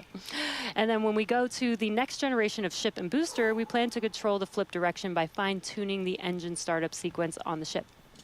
Yeah, that's not the only flight experiment that we have planned for the booster today. We're not attempting a catch, so we're going to try and gather additional data that's going to improve performance on future boosters. We're also going to try and see how resilient we are to things like losing an engine during the landing burn. By sending the booster out to sea, we're able to do these higher risk tests without risking the launch pad. As you might have heard earlier, we're going to be doing what's called a higher angle of attack. Basically, instead of coming straight down, we're going to tilt up a little bit. That gets you more drag on the booster. You're able to use just aerodynamic forces to slow you down. The slower you're going at the start of that landing burn, the less propellant you need, because really you're just focused on slowing down as much as humanly possible when you fire that up. So by already going a little bit slower, we'll get some benefits to our performance and our reliability on those burns. Yeah, exactly. And there's definite uncertainty in how well the booster's grid fins and structure will be able to control its flight when we get into higher angles. So don't be surprised if it isn't a smooth descent for the booster down to its splashdown point today. The most important objective of this portion of the test will be getting actual flight data to help anchor our models. Now, we're hoping to fly the next generation of super heavy boosters at even higher angles of attack. So this test today will give us a better idea of what is feasible. Now, on top of all of this, we're going to see how resilient Super Heavy is to engine failures at the most critical times. Yeah, we're going to intentionally disable one of those 3 center engines and instead use an engine from the middle ring that's kind of right behind it. Those center engines are what we nominally use at the very last part of a landing burn as you're just kind of fine-tuning the booster's path into those waiting chopstick arms.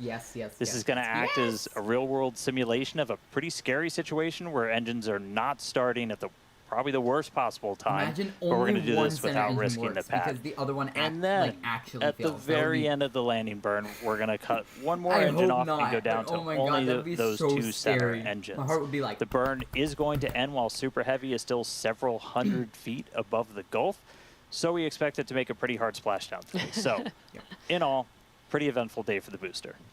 And as many of you may know, water landings are actually uncommon for SpaceX. While other launch providers expend all of their boosters after flight, we land and reuse most of ours.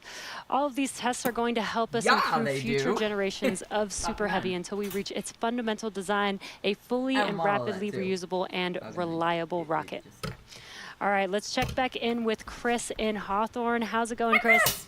Hey, Jesse, my colleagues here in Hawthorne definitely agree with you. We can't wait to see the Super Heavy perform its second flight and see all of the work from our thousands of engineers and technicians in action today.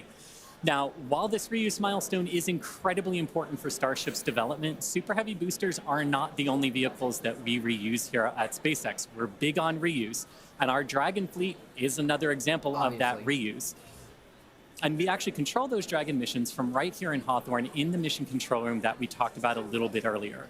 For Dragon and our human spaceflight program, this month also marks a big milestone for SpaceX, our 5-year anniversary of human spaceflight. Now, NASA astronauts Bob Behnken and Doug Hurley got us started back on Demo 2, which was notable for being the first time since the retirement of the shuttle program in 2011 that people launched to orbit from U.S. soil. Now, in those 5 years, we have launched 17 human spaceflight missions, 11 for NASA, and 6 commercial missions, including Polaris Dawn, with our first commercial spacewalk in history, and From 2 earlier this year, which became the first human spaceflight mission ever to explore Earth's polar regions. We've flown a total of 66 crew in those 5 years, and we are expecting that number to grow significantly in the coming years. Now, most recently on our From 2 mission, the crew offered unique glimpses into the orbital spaceflight experience. And this was honestly just so cool to see. Thank you to our Starlink teams for making everything with the From 2 crew shared possible. This honestly made me feel like I was right there with them in Dragon. They were living, they were working, they were relaxing, they were doing their experiments while also having fun. Basically, just being people and inviting us along for the ride. And that was really meaningful. Being invited up there really showed how these are just the early days on the road to making life multiplanetary.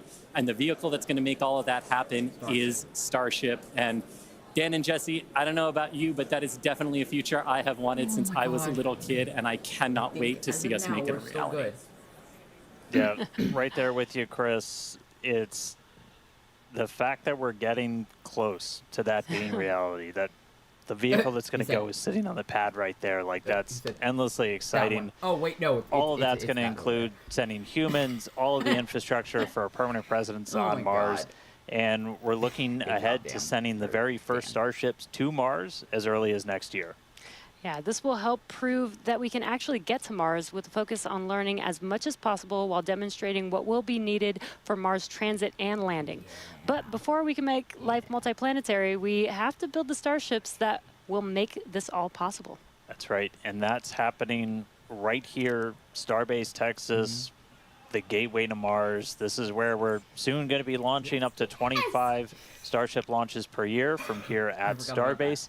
And the place is changing every single day. We've grown quite a bit just in the last couple of years. There's a couple hundred employees, their families living amongst actual rockets. We're in the process of expanding production and integration. We've got a target of 1,000 Starships a year we're going to try to hit.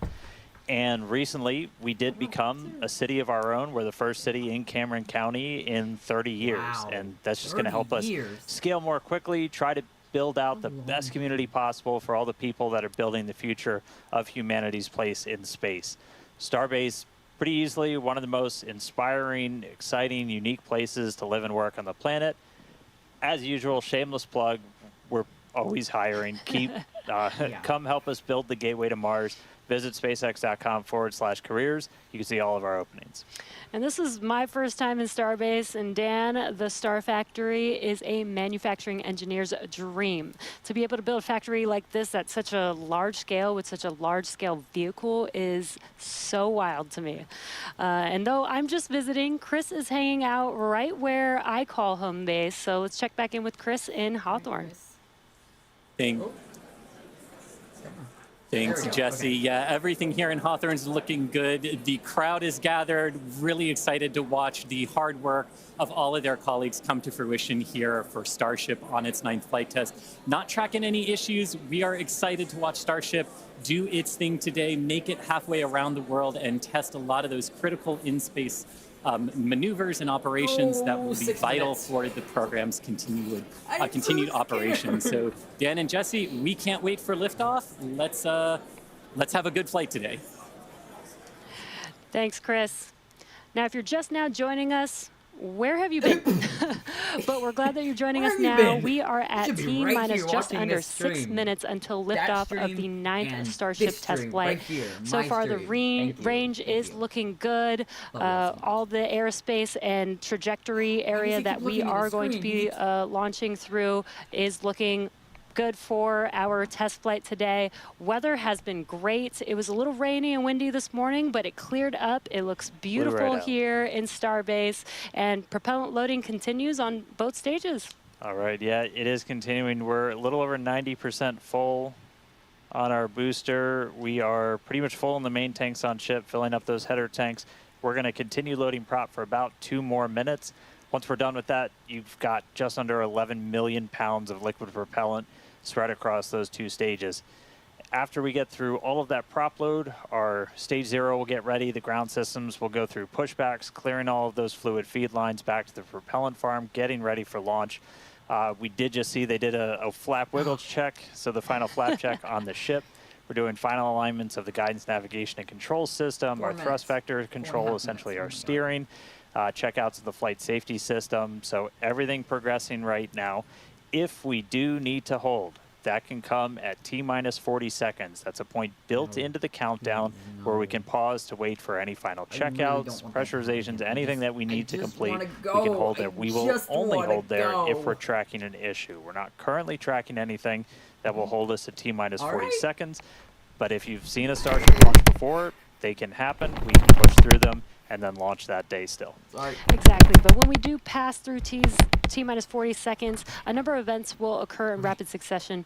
The ground spin and ignition systems come up to flight pressure, ship goes to internal power, and then after that, the quick disconnect or QD, arm lockout is removed in preparation for retraction just shortly after T-minus 0. And once we pass T-minus 40 seconds, we do still have the ability to recycle the count under certain conditions back to T-minus 40 seconds, and then hold there to assess what happened and see if we can proceed again back down to T0. Yeah, there are a couple of things, kind of gates in that timeline that if we pass through that, and we hit a hold, we'd have to scrub for the day. One pretty visual always one get will be so if the excited for water these starts launches, flowing even though for I've that seen, deflector like, system that's millions underneath of the them, launch mount. That million, happens like, right at like around launches. T Not in minus 10 person, I've never seconds. seen one in For person, flowing water, we can't turn it off after it starts, and if we hit a hold, we're scrubbed for the day. We would need to refill those water tanks. We would also, at that point, need to refill all of the propellant tanks, as 11 million pounds of propellant is a whole lot. We can typically do that in about 24 hours, so we can always turn around to try again tomorrow. But we are coming up on 3 minutes away from liftoff. We should be hearing that we're closed out of prop load on the ship at this point. Booster coming up shortly. And wow, the weather just looks amazing there with Starship on the launch pad. Just about 2 minutes and 45 seconds from T0 with a lot of objectives for today. The booster, the Super Heavy booster flying today, will be flying for its second time. Last flight was on flight 7 and just turned around in 2 flights, which is pretty incredible. I'm super excited to see that booster fly again. At 35. All right, we did just hear we are going to hold at T minus 40 seconds.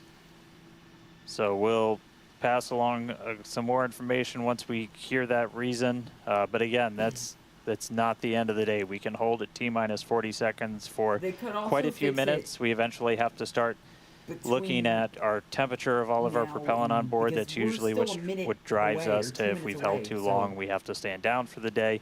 So we are expecting a hold at T minus 40 seconds. Sounds like we're going to be doing some additional checkouts on the booster Raptor while we're at that T minus 40 second mark. So we will expect to see the clock pause at T minus 40. And then again, we've got a couple of minutes. They can work through the issues. If we're able to clear them, we can still launch today. If it's something that we can't, we can always stand down, turn around, recycle, fly again tomorrow. Again, that's really important. This is what terminal count is exactly for, is to be checking the vehicle, monitoring the vehicle systems as it makes its way down to T0. And again, this gives us the ability to catch anything and be able to hold, as Dan has been saying, and recycle if we need to, or pause so that we can work through those issues and see if it's something that we need to stand down for. And as Dan mentioned, we will be holding at T minus 40 seconds, so in about 20 seconds from now. Yeah, so we'll hold there, and they'll work through these final checkouts on, sounds like just one of those Raptors on the first stage on Super Heavy, which, as you said, we're reflying it for the first time. 29 of those 33 engines have already been used in a launch, one of which has already launched twice, and will go for and its is getting ready for its third time. Right. And you just heard our flight director for the day, Joe Sliker. He just shared that we are going to hold at this T minus 40 second mark. Keep an eye on one of those Raptor engines on booster.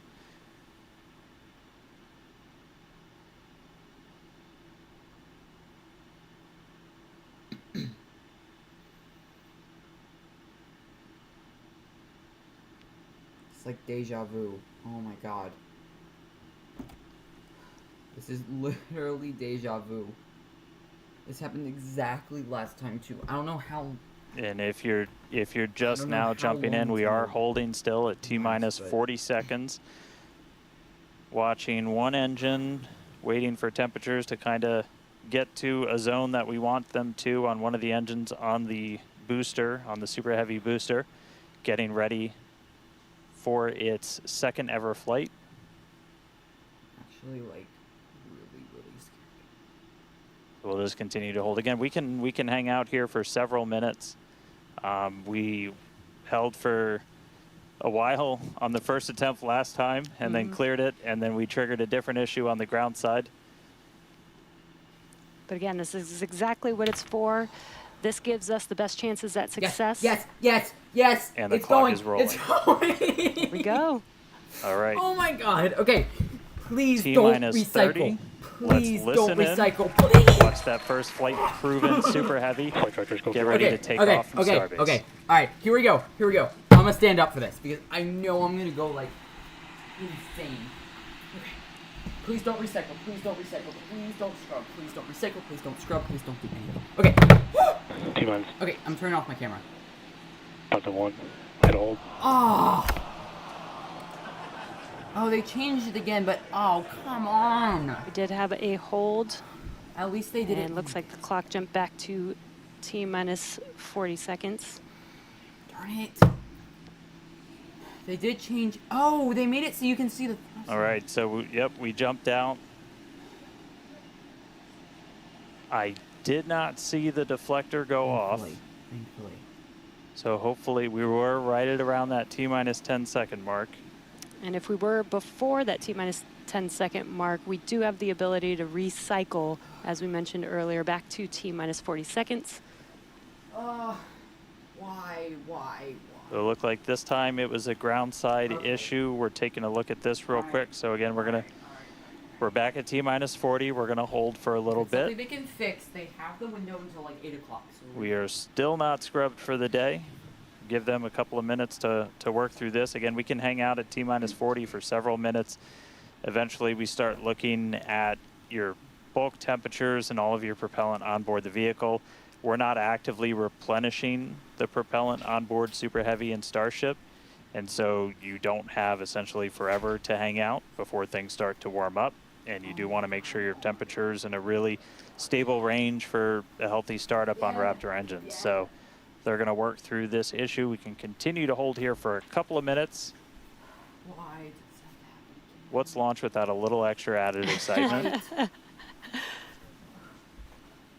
Come on, ground system, please.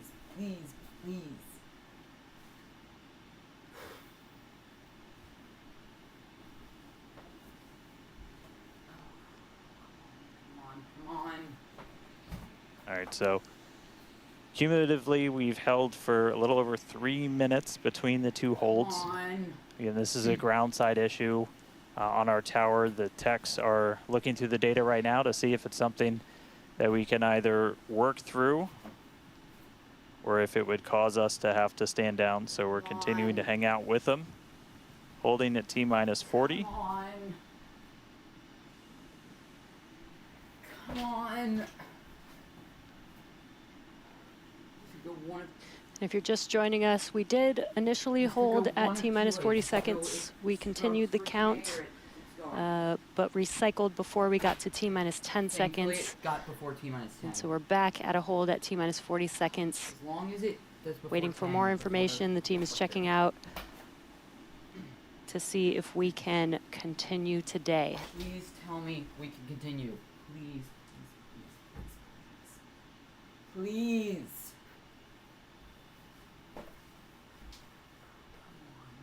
Come on. It's just a ground issue. If it's a tower issue, we're not worried about the tower. And we're continuing to hold here at T-minus 40 seconds. We've been holding for just about 5 minutes now as the teams evaluate if we can continue to T0 for Flight 9. Please.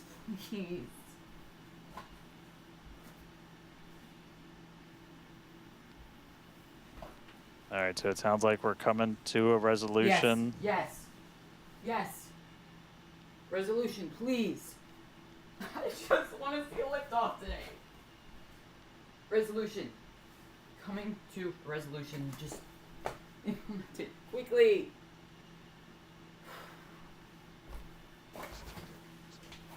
All right, so we are getting to a resolution. We're going to reset everything. Yes. Do all the resetting you need. I just don't reset for the day.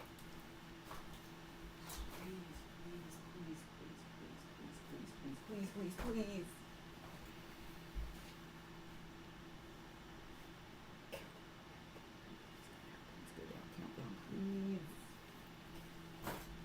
All right, so we're going to see the clock. It is now rolling. Yes! I'm so sorry, guys, but oh my god, Oh. okay. We essentially, we saw an okay, issue okay, with okay, the okay. quick disconnect to the ship. Okay.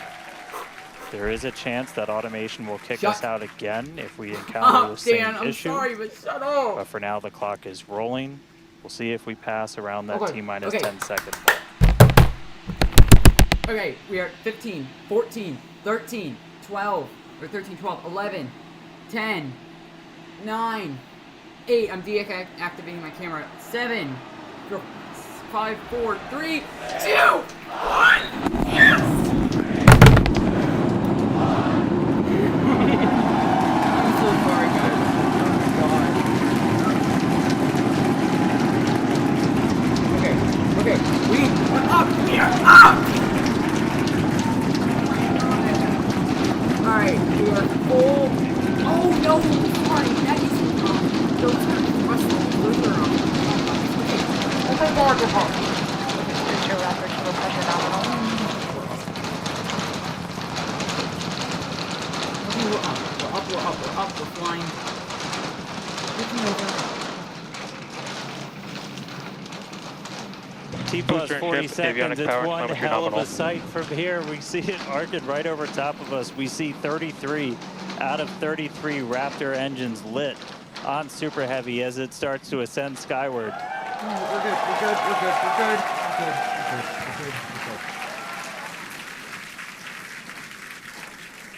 Coming up on maximum aerodynamic pressure, then only about a minute and a half until we get into keep hot going, staging. Max Q. Keep going. Yes! Wow, Dan, that was incredible. Are we good? Am I good? We could Oh, feel shoot, the okay. building shaking here. Feel Yes. the All vehicle's 33 power. are lit! And we're just about a minute away from shutting down those engines on the booster. Again, this booster is flying for its second time today. All right, Yes. so hot staging Yes. coming up. A little under a minute. Okay, we're We're still going to good. see all but the 3 center engines turn off on the booster. So our version of MECO, most engines cut off. And then just a few seconds later, hoping to see 6 engines ignite on ship to push it away. Okay, can I see? Yes, okay. You can see. Oh boy. All right, hot staging, about 30 seconds. Oh, we're still good. Oh my god, I'm so stressed. And definitely keep an eye on which way the booster flips. First ever directional Okay, flip we're going sorry, for I'm today should moving. flip straight up. 0. Okay, alright. See those engines powering down? Yes. Booster engine cut off. Booster engine cut off. Engine's lit. Ship ignition. Yes. Stage Yes! separation. Yes. Incredible flip by Super Heavy Booster. Oh my you can God. see those 6 engines, those 3 engines on the ship ignited. 6 healthy Raptors running on ship on its way to space. Peek God, we're that good. engine We're view. good. Booster doing the boost Alright, back. please just work Chris, this how's it time, looking over there in please. Hawthorne, man? It is looking Raptor chamber pressure is nominal. It is looking absolutely incredible here in Hawthorne. As we said, 6 healthy engines on ship. We've got 13 out of 13 engines on the booster. Now down to those 3, which is what we expect in the final moments of the boost back burn. Now, as a reminder, we are not recovering the Super Heavy booster today. We are instead going to do Booster some... boost back, shut down. There we Boost had back a shutdown, good okay. shutdown of the boost back burn. No Next up will ship be the engines jettison out of that until the hot right stage time. ring. Avionics power and telemetry nominal. Great call out there that everything looking nominal This is when we aboard start to get the really super heavy stressed, guys. So vehicle, if I which is just- returning to Earth, and we're going to be doing some experiments with it, If including I a just higher kind of angle of go attack silent for a second and re-entry, just kind of start as well as looking some like I'm not doing engine okay. I'm tests just as it gets closer stressed. I'm to just the really Gulf. stressed. We are, again, because of these tests not recovering it, we are sending it to the Gulf on Hey, everybody, purpose who's watching? to do those tests. How are But you guys again, doing you see the today? booster on the left-hand side of your screen. You see ship with 6 healthy engines continuing its ascent to its planned suborbital trajectory. Everything going very well so far for Starship's 9th flight. Now 4 minutes, 15 seconds in. Oh no. Great Oh, no. views from inside of What is the that? What is that? What is aft that? What is engine that? What is area that? of ship there, What is looking that? at those What is 3 sea that? level and 3 Raptor engines on the right-hand side of your screen. The booster doing its LOX dump, that liquid oxygen dump. So because we don't need some of that liquid oxygen propellant in its tanks, we vent that propellant out to lessen the booster's mass as it comes in Hope for that's normal. its I landing. really hope whatever that blue flame stuff is normal. Just absolutely gorgeous views watching these two vehicles do their respective things in the skies over Texas here today. And Dan, we're approaching the 5-minute mark into the flight. Super Heavy is descending rapidly. What can we expect here in the next few minutes as it does its atmospheric tests? Yeah, now as we had talked about, Super Heavy might not have a very smooth ride down. We're going to be putting it through this higher angle of attack. So we're kind of pitching it up a tiny bit, increasing drag. We've done this in wind tunnels. We've done this in computer modeling. It shows that sometimes the control isn't great, but only one way to really prove it out, and that's to get real world data. So here comes Super Heavy. It should be igniting for its landing burn in just about 40 seconds from now. Just make it to second engine cutoff, please. Holy we are cow. going to relight 13 engines, then bring that down to 3 engines. As we talked about earlier, we will be intentionally shutting down. Alright, FTS is safe. We will be shutting down one of those 3 center engines intentionally to push the limits of the Super Heavy booster. Raptor, chamber pressure is nominal. Alright, chamber pressure is nominal. That's always And continuing to see 6 healthy engines on the ship. 3 sea level and 3 vacuum engines still ignited as the Super Heavy booster is making its way back down to Earth. We can see those grid fins doing some heavy work. Booster landing startup. Wait. Ignited for our landing burn. Where? Oh. Okay. Well.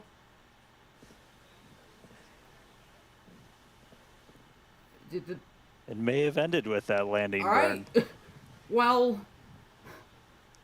Does look like we lost telemetry from the booster once we started into that landing burn. Oh did you see confirmation that the booster did demise?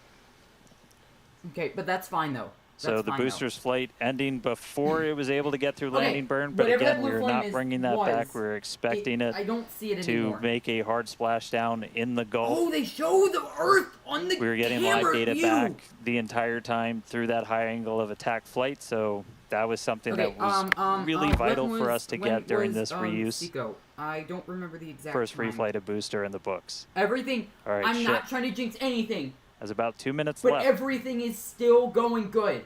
All the engines are still lit. In about 2 minutes, we expect all 6 Raptor engines to shut down. That will be Seco, basically second engine or second stage engine shut off. And these are some incredible views, Dan, from the aft end of the ship. Can we get watching as the engines stay ignited with the Earth in the background. Please, I just want an internal. As always, the Starship avionics team, the techs. Okay. Oh, this camera view gives me PTSD. I think we just heard the booster. But, all right, we got about a minute left into this burn. All eyes definitely on ship. As we get through the final stages into its asset. We're expecting it to start to cut those engines off in about 45 seconds. Okay, we are 45 seconds away. Starship, please, please. Terminal guidance. Please, we're so close. Please. All right, just about 30 seconds to go. We're in terminal guidance. In the final stages of this ascent burn. Yes! Yes! Yes! Yes! The shutdown of the Raptor engines. Please! Please! We do stagger these, so we do the Raptors first. Those 3 have shut down successfully. Please! Sea levels still running. Please! Please! Ship it. Yes! Yes! Yes! Yes! Yes! Yes! Oh my god, oh my god. Oh my god. Ship engine cut off, the 3 most beautiful words in the English language. And great call out that we had nominal insertion. Oh my god. Oh my god. An incredible flight test so far today. Oh my god. We reflew a Super Heavy booster for the very first time in 9 test flights. Ship is in its orbital trajectory Again, it's I'm going so to remain sorry, guys. suborbital Oh for my its mission today, Oh my god. but it Ship ignited all, FPS is saved. Okay. it ignited all All 6 right. of its engines and made FPS it is all the saved. way That through doesn't mean that it's SECO going to just blow now. up. That doesn't mean something's wrong. Or at least we don't think there's something wrong.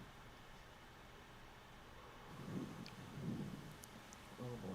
That shadow is moving a little bit. What a moment. Huh. Incredible. All right, And but I we got- mean, that's... Ooh, still lots to come for the rest of this flight. Per usual, I need to collect myself. Okay.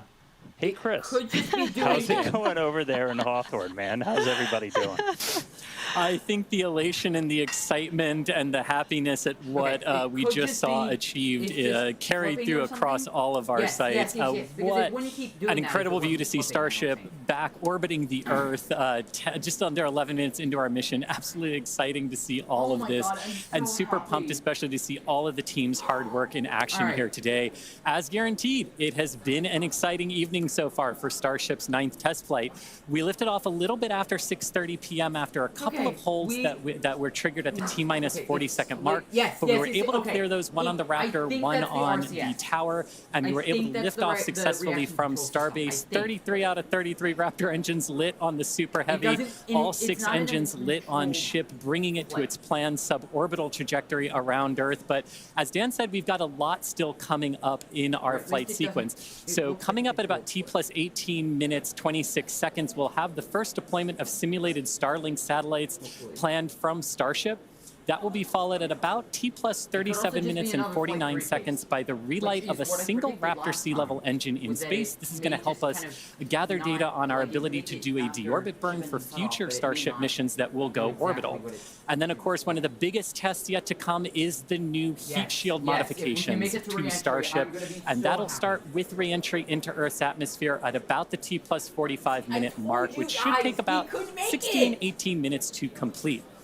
And now today's reentry is going to test that We heat can shield like make we it. said.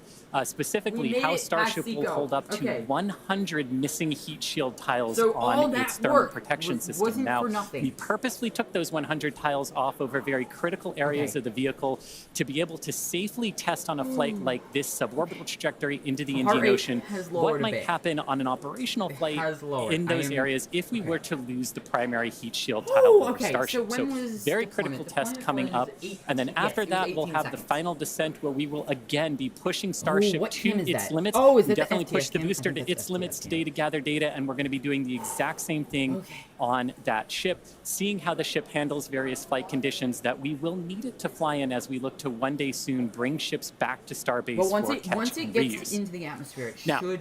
even While out there are quickly. payload simulators on Starship for deployment today, as we will see in a few minutes, the primary data and the primary payload for today is the data.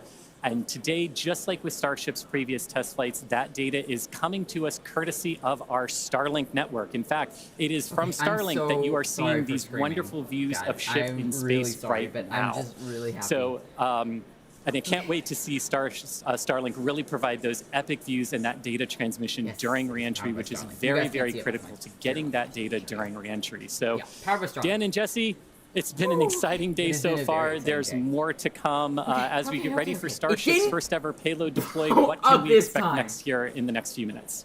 I can't say that yet, but it. Thanks, Chris. Just going to reiterate, thank All right, you I think to that's the FTS Starlink team for I think that's these FTS cam. incredible views Oh my God, today. I'm so happy. In I'm a few so- minutes, I don't know if you Starship guys can tell will by my deploy screaming, 8 Starlink simulators, similar in size to our next generation Starlink satellites. The Starlink simulators will be on the same suborbital trajectory as Starship, meaning they will passively re-enter the atmosphere, just like Starship. With tests like these, we can see how Starship's payload deploy systems work in flight while ensuring that the simulator satellites pose no safety risk to people on Earth or for other satellites in orbit. We Now, this also ensures that any parts of these Alright, simulator 4 minutes Starlink away satellites from, that do survive re-entry splash Starlink down deployment. harmlessly in the middle of the Indian Ocean. So whatever's spinning it is doing. And then before we get there, though, we're going to have to open up that payload deploy yes, door. You better. So we've only ever done that one Flight time 3, before. Flight 3. Pretty sure it was Flight flight 3, 3. yes. Someone on the internet, please check Yes, me. sir. But that was the only time we ever opened it. And we've had Starlink simulators on the last 2 flights, but we haven't gotten to this love the moment new yet where we're able display. to It's so open up cool. the payload door Yes, and okay, start it was just a deploying camera. these. It's going to be pretty cool. We've got them stacked inside of the Starship payload bay. And we'll have booster's gone. potentially a couple of views. You saw one camera pop up. Oh, there we go. Look inside of the payload bay of Starship. You can see them stacked down in the middle of your view. There's kind of 4 on either side, so they're sandwiched on top of each other, a stack of 4 right behind each other. And then we're going to pop the door open. It's on the right side of your screen, so we'll see that open up and then start firing those Starlink simulators. And we'll be able to see a daytime landing too. That's always great. We are expecting the payload door to open in a little over a minute from now. And then once that payload door is open, about a couple minutes later is when we will start 3 minutes. Oh! start dispensing those Yeah, Starlink simulators. that's a What a view great right view. at the bottom look of at the that stack. chain So drive. should be able to see them kind of firing out from right there. So really cool. And That's so eventually cool. these are going to carry dozens of the next generation of Starlink satellite into space, and those are going to enable some truly insane things in terms of speeds from space and what we're able to do. Starlink's been really great for Starship, obviously. Getting live video back is really cool, but just the amount of high-speed telemetry, everything we're able to get back is insane. And for a development program, that's kind of 2 minutes. everything. We're in excess of I'm so glad that they gave us internal views. 130 or 160. My numbers are fuzzy right now, just like my brain is. Anybody who's in chat right now, just comment. Well in excess of 100 How are you megabits per feeling second right of now? downlink, and a lot of that gets Comment eaten down up by in chat. How are video. you We've got feeling right now? dozens of cameras across Starship. We added several more for this flight. You saw a couple of those as we have how are we feeling right essentially 360 degrees. Oop. Open the pod bay door, Hal. now? Oh, is it opening? Is it open? Doesn't look like it's opening. I mean, maybe a little. Oh, actually, a little bit. Does look like it's opening a little bit. Now we are expecting the payload door to open Soon. any moment now, so we're watching out for that. Again, you're looking at the inside of Starship as it's suborbital. Any moment. It's gonna start lifting. Oh, please. Okay. Any moment. We're gonna see that little cutout. That little tiny cutout. Well, we heard the door open was in progress. Okay. It was unable to actuate all the way open, so they are going to close it back up. Oh. Hal told me no. Said, I'm sorry, Dan. Dang. Alright. Can't do that. Well. Looks like we okay. won't get the door open. It's today. alright. It's not too big of a deal. But that's okay. Yep, we got the Zico. This is why we obviously test. a test we want to be able to do before we're deploying full-on Starlinks. We'll But try it next time. The real focus Unless they can somehow for get the door this, open now that we are in space, is getting to that reentry. That is the most critical phase of Starship that we still have to prove out. Yeah, that's a bummer, but it's okay because. Ooh. All right, well, so it does look like we're not going to be able to deploy Starlinks today, but we should have pretty frequent views from Starship. They might cut in and out every once in a while, but should be pretty regular. All right. Well, no deployment We today. are I'm in not. darkness right now, I mean, so I'm disappointed might be a about it, lot of black, but it's the fine. cool part is when we get to reentry, it's going to be daytime. Yes, and we did that on Hi. purpose so Hi, that we guys. can get some live daytime views as ship is returning back to Earth. All right, so we are going to take a break. Enjoy these views All right. as we All get right, them. okay. Enjoy the tunes. We'll be back in a couple of minutes when we get ready to relight one of those Raptor engines on orbit. See you soon. All right. Okay. All right. For my viewers, comment down below. How was that? We made it to second engine cutoff. We are okay. The ship is okay. The booster is not okay. But that's okay, because it was reflight. That was... I kind of had a hunch that something was going to happen with the booster. Again, what did I say? History repeating itself. The booster exploded above the water last time. And they didn't deploy anything. They barely opened the door in flight 3, so... And I honestly doubt it. I think that they could, you know, like, they could try again. Like, they have time. That's not to say that they're going to do it or like try again. But they have time. They can do it. Let me see if I can.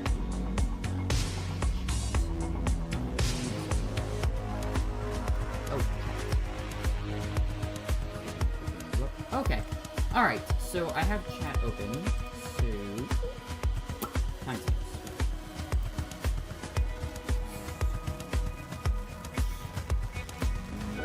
I did have a crash out. Yeah. I did have a crash out.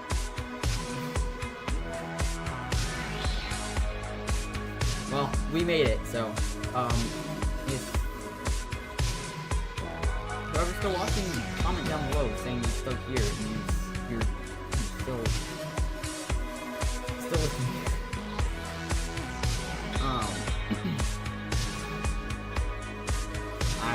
You probably got as scared as I did, but oh my god. Thank you all my viewers for all this, even if it's not that many. Thank you all so much. Oh my god. Oh boy, okay.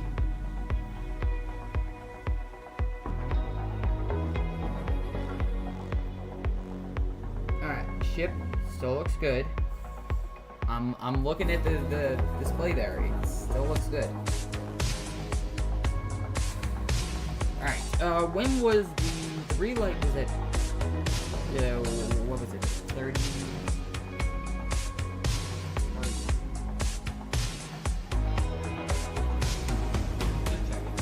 Okay, alright, Raptor in-space relay demo is at 37. I'm not trying to jinx anything, but something's gonna happen. I honestly doubt he's just a single Raptor. Probably feels it, but he did it. We made it to Seago. I will be right back, everybody. And I just go quickly run to do something really quickly. So I will see you guys in just a few minutes. I'll be right back.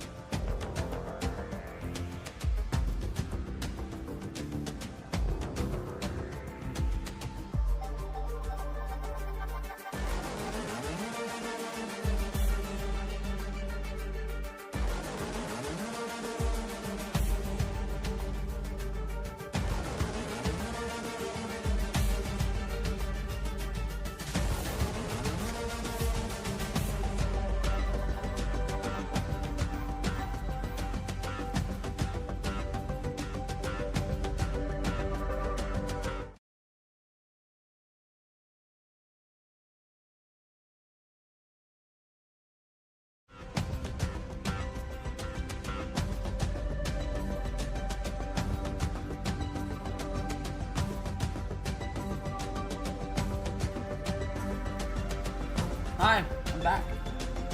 Alright. I told you, 35 got this. Alright, so unfortunately, booster did blow up. But, that's okay. Absolutely okay. I can very much deal with that.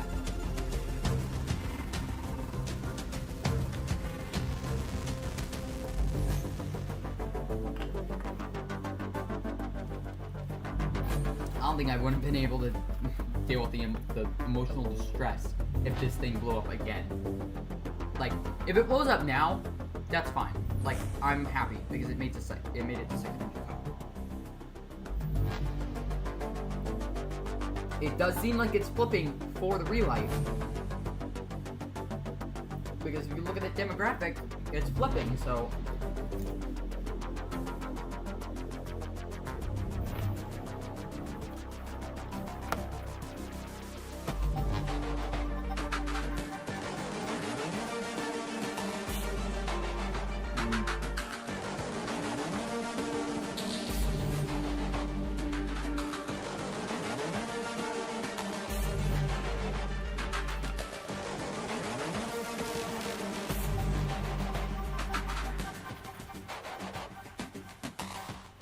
Seems like it keeps just going like back and forth, so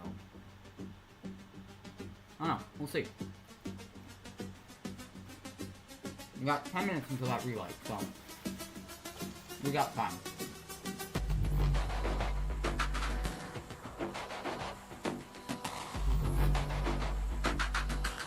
Okay, I think it's 5. It's the guy's screen in the front, so it looks like everything.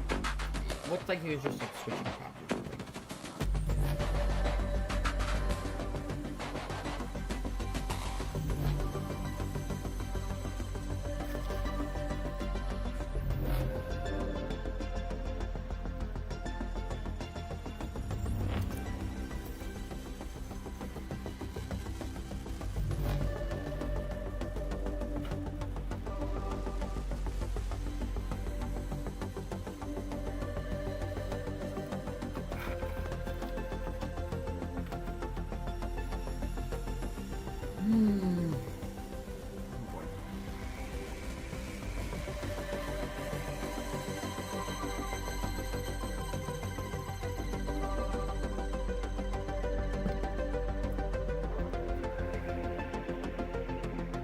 I think it's okay. I think it's okay. Like the fact that it's kind of just doing like a I don't really know, because it could be like if this was a ship, it could be like flipping like this, and it's like, well no, then it would show it be like that. So I don't think it's flipping. It could be rolling. I don't know if it could be rolling. I'm not sure. But we do have camera views on the ship.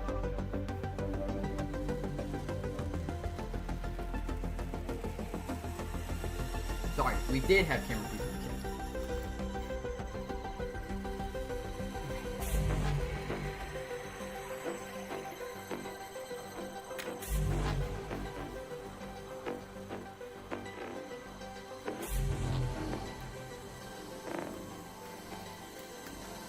Alright, ship looks okay.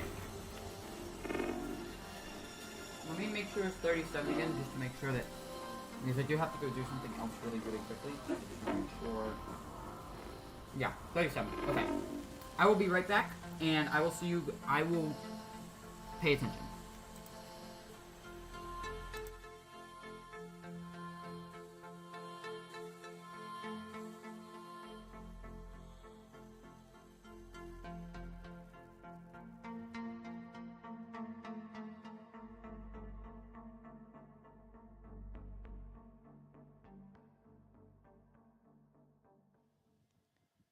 All right, if you're just tuning in, we are about 30 minutes into today's flight test.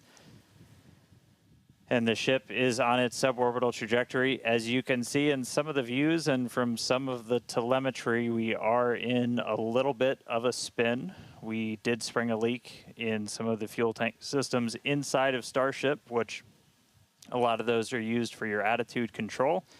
And so at this point, we've essentially lost our attitude control with Starship. We are still on a path toward reentry. We are suborbital, so no matter what, we are going to enter. However, this lowers the chances for it to be a controlled reentry. So if you think back to Flight 3, when we had something similar happen, just the end symptom of a loss of attitude control, we were in a roll by the time we hit reentry. So we are going to re-enter. We should hopefully still have views.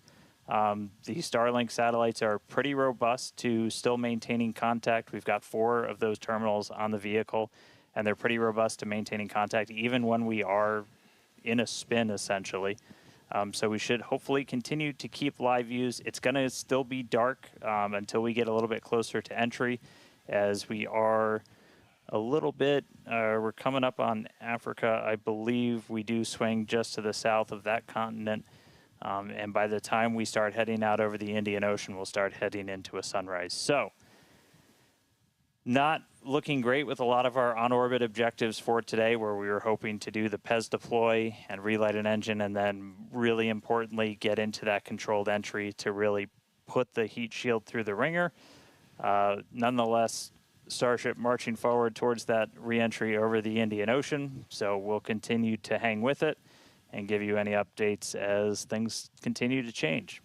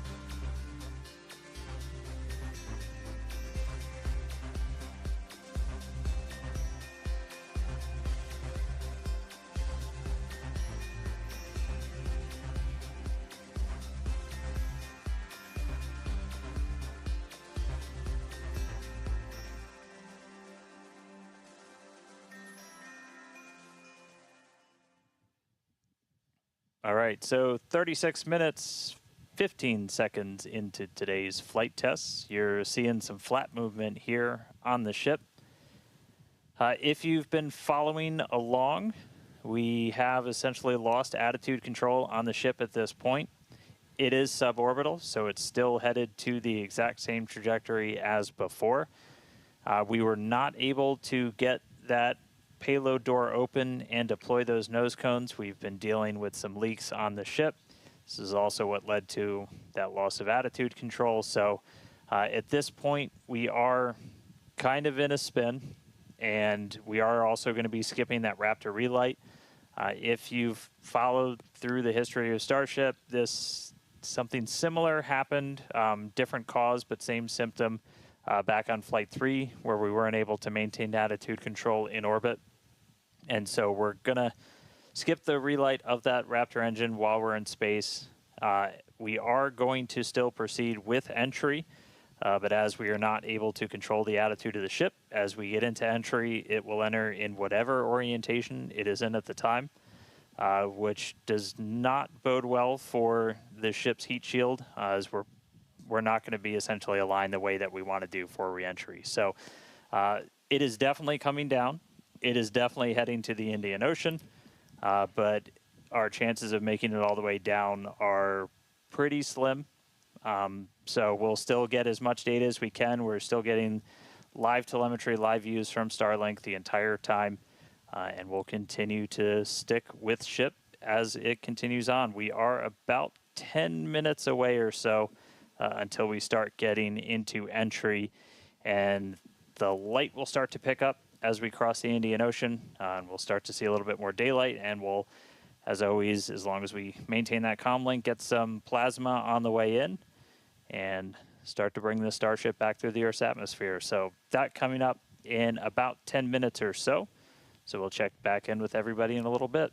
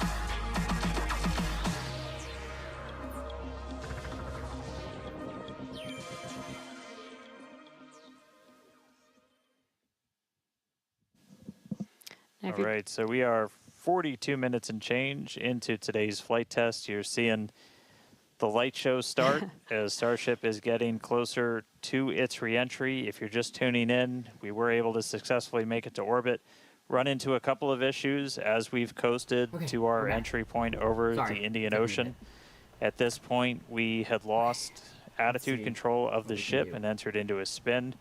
The team made the call to do what's called passivate the vehicle, so we're essentially venting all of the remaining propellant overboard, and it's going to make an uncontrolled reentry. Important to note, this is a contingency that is planned for, and we clear the zones in the Indian Ocean where these entries could take place. So we're not going to come down exactly where we would have had nothing happened, but we do clear a tremendous amount of space out in the Indian Ocean in the event that we run into this. We understand that there are always risks, essentially, with these flight tests, with the hardware, but we don't really accept any compromise when it comes to protecting people. And it is one thing to note is we will actually still re-enter in our planned airspace zone, which is good. That is exactly what we planned for. We do plan for if something does go a little bit off nominal, that we have enough airspace cleared out for situations just like this. Yeah. Reentry is still just that really critical phase that we need to try and gather as much data, as much information as possible. I'm just waiting for it to fully reusable heat shield has never been flown before, history of space flight, and that's something that Starship still has to crack. And so we had a whole range of experiments on this one at this point, and we just started to lose some of our cameras, so it's very possible that we'll start to lose contact with Starship a lot sooner than we would have if it was a nominal reentry. So we are expecting it to break up essentially on its reentry over the Indian Ocean. So not able to do a lot of our on-orbit objectives today, but just the fact that we, got it into space was just a really big moment for a lot of the team. Yeah, and another thing to note is that Super Heavy did fly for its second flight today. It first flew on Flight 7, and it made it all the way to our shutdown of all the engines and stage separation, getting ship into its suborbital trajectory today. It did ignite. We did plan to fly it back down to Earth at a higher angle of attack, and we do expect it to stress the vehicle a lot more than what we've seen previously. So it's not unexpected that we did lose the booster before we got to the actual landing. Yeah. So we're gonna continue to hang out and see if we get any updates on ship. It does look like we might be getting some video back soon. There we go. So this is a view essentially on the top part of Starship. You're looking up at the payload bay and towards the nose cone. So views are going to be a little bit scarce potentially, as again we are in essentially a tumble. We had lost that attitude control. So Starlink, when it's able to connect, able to feed this down. We are at the phase where we would expect entry to start within the next minute or so. So we are entering uncontrolled, but again, we're entering into an airspace and a sea space that is cleared and monitored in advance of launch and before we get to this phase. And with the views that we are able to see, you are seeing a lot of that plasma build up. During reentry, we do expect the vehicle to see about 1400 degrees Celsius, and there you can see the flap feeling that temperature there, a little bit melting away. But as we expected with the spinning of the vehicle, we are no longer controlling the attitude of the vehicle. So this is now, at this point in the test flight, it is expected to see it begin to demise a little bit on its way back down to Earth. Yeah, and so we'll stick with it for as long as we're kind of getting any reach back from the ship as it starts to make this reentry. But yeah, so it's re-entering actively right now. And again, we did do what's called passivation. So you essentially vent all of your excess propellant overboard before you hit the atmosphere. That's a safety measure we can take on the ship while you still have contact with it. So that was done. It's now coming down in the predetermined hazard area that was cleared ahead of flight. Not controlled, so we're not going to get all of that reentry data that we're still really looking forward to. This is kind of a new generation of ship. It has different flaps, improved heat shield, a whole lot of things that we're really trying to really put through the ringer, as there's a whole lot we still need to learn before we get to kind of the next step that we're hoping for, which is going to be that ship going orbital and eventually coming back here for a catch. So getting through one of these fully is going to be really important. It's not going to be today, but we are just going to stick with the ship, see what else we can learn as it makes its way through the atmosphere and brings an end to the 9th flight test. So we'll stick with it. Views, please. Please, can we get some views?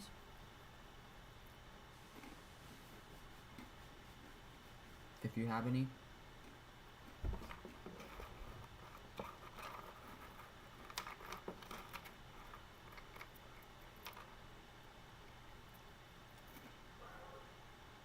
But, what did I tell you guys?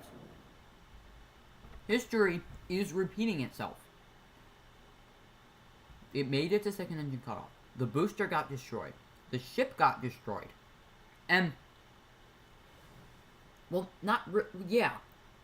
It didn't make it to reentry. Well, it did make it to reentry, but it burned up on reentry. The ship this time is burning up on reentry.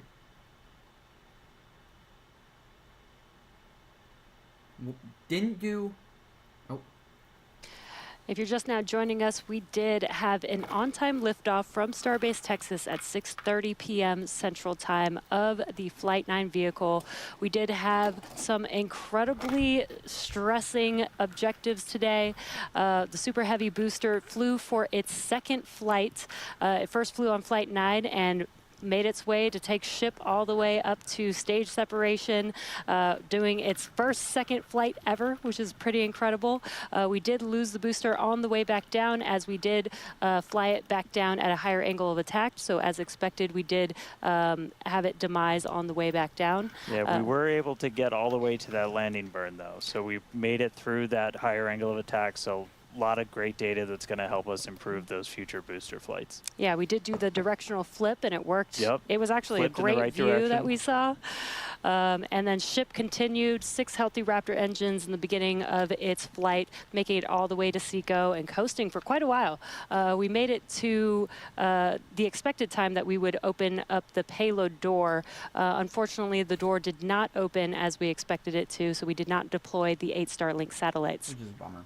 Yeah, we ran into a couple of issues once ship got there, but I can tell you it was a pretty crazy moment for a lot of the people that were standing here for ship to make it there. It's been a couple of flights, but it was really exciting to see. Ran into some issues on orbit. We weren't able to deploy the Starlinks. We eventually lost attitude control, dealing with some propellant links inside of the ship. And we did lose attitude control. And just to confirm, we did lose contact with the ship officially a couple of minutes ago. So that brings an end to the 9th flight test. So still a lot of work to do, but really big moment. Chris, how's everybody doing over there in Hawthorne? What's the vibes, man? Yeah, you know, I mean, it's a test program, and that's what we're here to do. We're here to learn, and that was definitely the vibe and the atmosphere here at Hawthorne. Would have been great to see ship get all the way through its objectives today, but with all of that data that came down through the Starlink system, we're definitely going to learn, and we're definitely going to fix that and push forward. Also, great to see the responsible engineers here in mission control, talking with the flight control teams in Starbase. We talked about how it's great having that expert knowledge on console to be able to go to at a moment's notice, and that really helped us make the right decisions in orbit today when we decided to passivate the vehicle. So we will be here looking forward to Flight 10 and some success on future flights. All right, well, obviously congratulations to everybody that poured so much time, effort into getting this ship, this rocket off the pad. The last 2 months have been an absolute gauntlet for a lot of people, and we're continuing to learn more about this ship, about this rocket. We are trying to do something that is impossibly hard. and it's not always going to, you're not going to reach it in a straight line. We said there's going to be bumps, there's going to be I'm telling turns, you guys. but seeing that ship in space today was a hell of a moment for us. So congratulations to every single person who put time, effort, sweat, anything into that rocket. Yeah, this is exactly the SpaceX way. We're going to learn, iterate, and iterate over and over again until we figure it out. So thank you to everybody for tuning in. Thank you for the fine people of Cameron County, including the residents of the newest city of Starbase, as well as the Coast Guard, Federal Aviation Administration, Government of Mexico, as well as the Australian Space Agency. All right, now, this is not the end. We're going to have a whole bunch of cool liftoff stuff, so be sure to follow us on X at SpaceX for more, and we will see you back here for Flight 10. Thanks for tuning in. All right. Well, let's go ahead and talk. Let's talk Starship. Right. Alrighty. Alright. So, how are we feeling? We made it to Seco. We made it to reentry. It burned up on reentry. That was a little discouraging, but we still made it to Seco. So let's go ahead and check and see.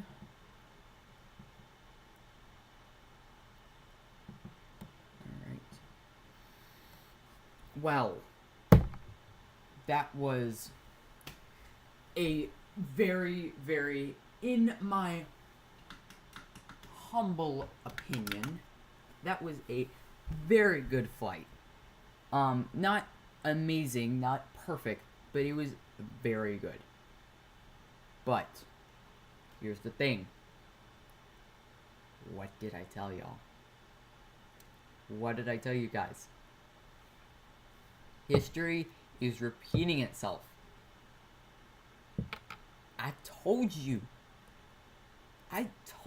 guys that history was going to repeat itself. I was kind of just hoping for reentry, but I told you guys history repeated itself.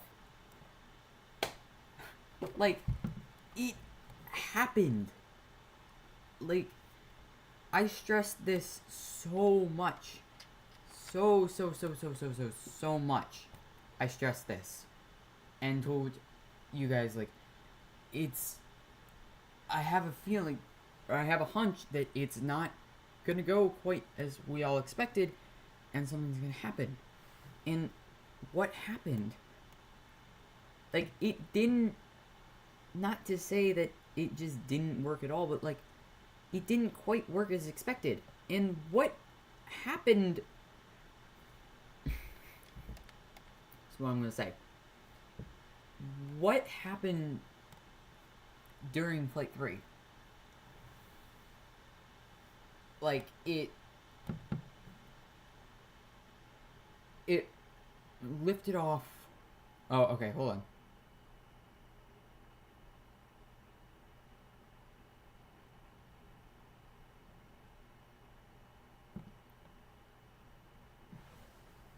Okay, so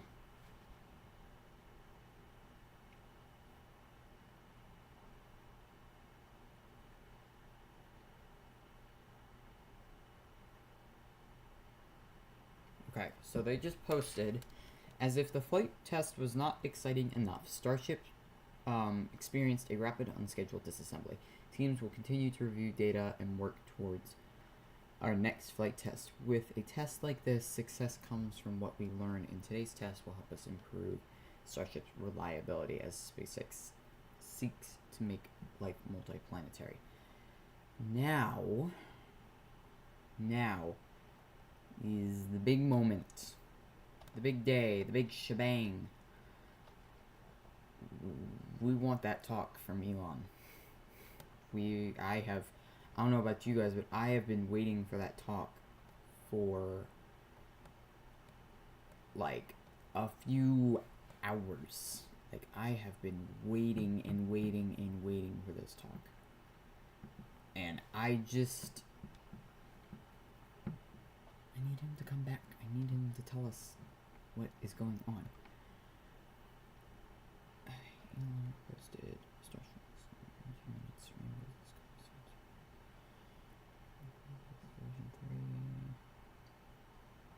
Alright, this talk is postponed until after the Starship Flight 9 launch tonight. That was 7 hours ago by Elon himself. So we probably will get that talk soon. Because he is there. He is there. We saw him. Okay. I'm getting back into my thing. What happened? The ship lost attitude control in Flight 3, lost attitude control in Flight 9. I don't know how much I can stress this to you guys, that it just happened again. Like, I'm telling you guys, history is repeating itself. And how many ships... Okay, we have been through 3 flights of the Starship Block 2 vehicle. How many ships do we have left? We are in the third flight. We have 36, 37, and 38. We have 3 more ships left of the Block 2 design, and then I believe 39 is the Block 3 design. So, we have 6 more flights. In turn, what is going to happen? This is what's going to happen. Flight 10 will not have a catch, which is disappointing, because we really wanted Ship 36 to be able to be caught. So there's a possibility now that that's not going to happen until maybe flight, I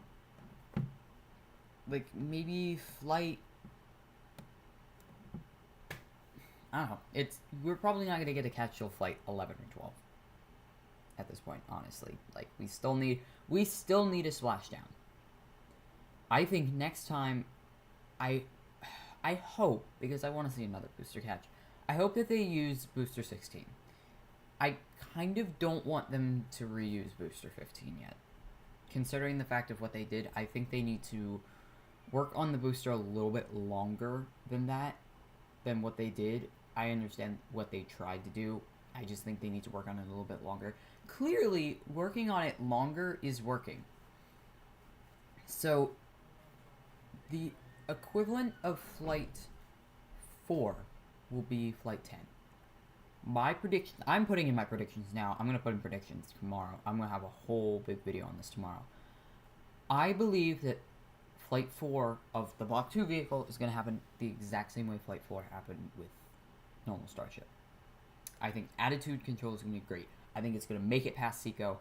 I think they're going to deploy the PEZ dispensers. I think they're going to do the Raptor engine relight. And I think it's going to make it to reentry, and I think it's going to splash down. That's what I think. I mean, that's personally what I think. I mean, I think that's what's going to happen. I think that Flight 5 of the Block 2 vehicle, or Flight 11, will have, if Flight 4 is successful, which, of course, the Flight 4 Block 1 was successful, so I'm hoping I'm pretty sure Flight 4 Block 2 is going to be successful. If that happens, they could go for a catch of Ship 37 on Flight 5 of the Block 2 vehicle. Huh? I'm not in the bathroom.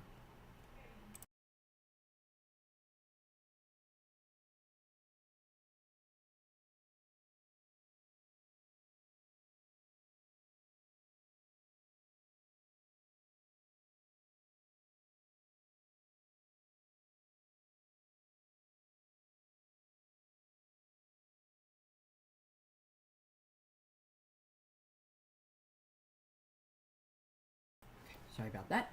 Okay, so Flight 5, I think, of the Block 2 vehicle is going to have a ship catch. I think by Flight 5 of this vehicle, we're going to see the ship like this.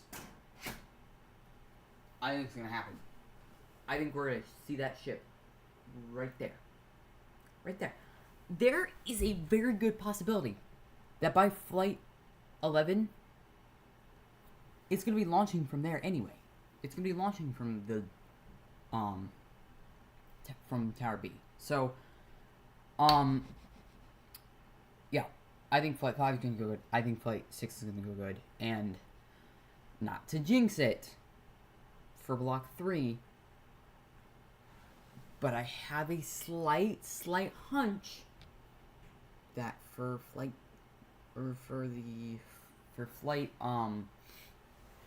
what would that be? So that's 3, that's 9 today. Flight 10 would be 4, flight 11 would be 5, 12 would be 6. So by flight 7, which would be 13. So by flight 13, which would be... Wait, hold on. Yeah, by flight 13, I have a slight hunch that things are not going to go exactly as planned.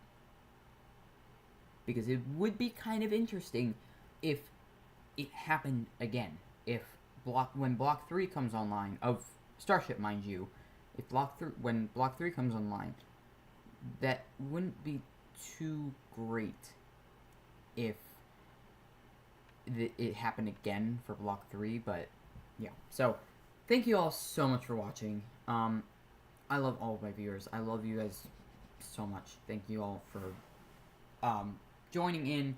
Thank you so much for sticking around. This is probably the longest stream that I've ever done consecutively. The longest before this was, I believe, my my flight, or the one that I like actually sat in front of a camera. I believe that was my my Flight 5 live stream. So I haven't streamed a launch in a good couple of times because it is draining. I'm exhausted. I've had a long day. Let me go ahead and turn on my chat. To just get a message.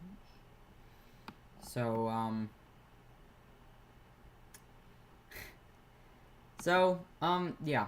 Thank you guys so much for watching. I am gonna really quickly check to make sure that I am right about that. Let me see. History is repeating itself. Okay, the history was repeating itself. Live stream was 1 hour and 5 minutes. Flight 5 was only 44 minutes. Okay, so the Flight 9 predictions were what was taking long. So anyways, thank you all so much for watching. I would just like to, again, shout out my sponsors. vidIQ for just sponsoring this whole channel in general. Go check them out. And again, Bamboo for sending me more stuff. So, thank you all so much for watching. I hope you guys have a great day, and I will see you guys tomorrow for my talk. Maybe tonight for Elon's talk. Let me actually really quickly check to see if they've posted about that or anything. But I don't believe they have. You know, they haven't posted anything. As of right now, they haven't posted anything yet. So, I will see you guys next time. Thank you all so much for watching. This is Matthew from SXP. Peace.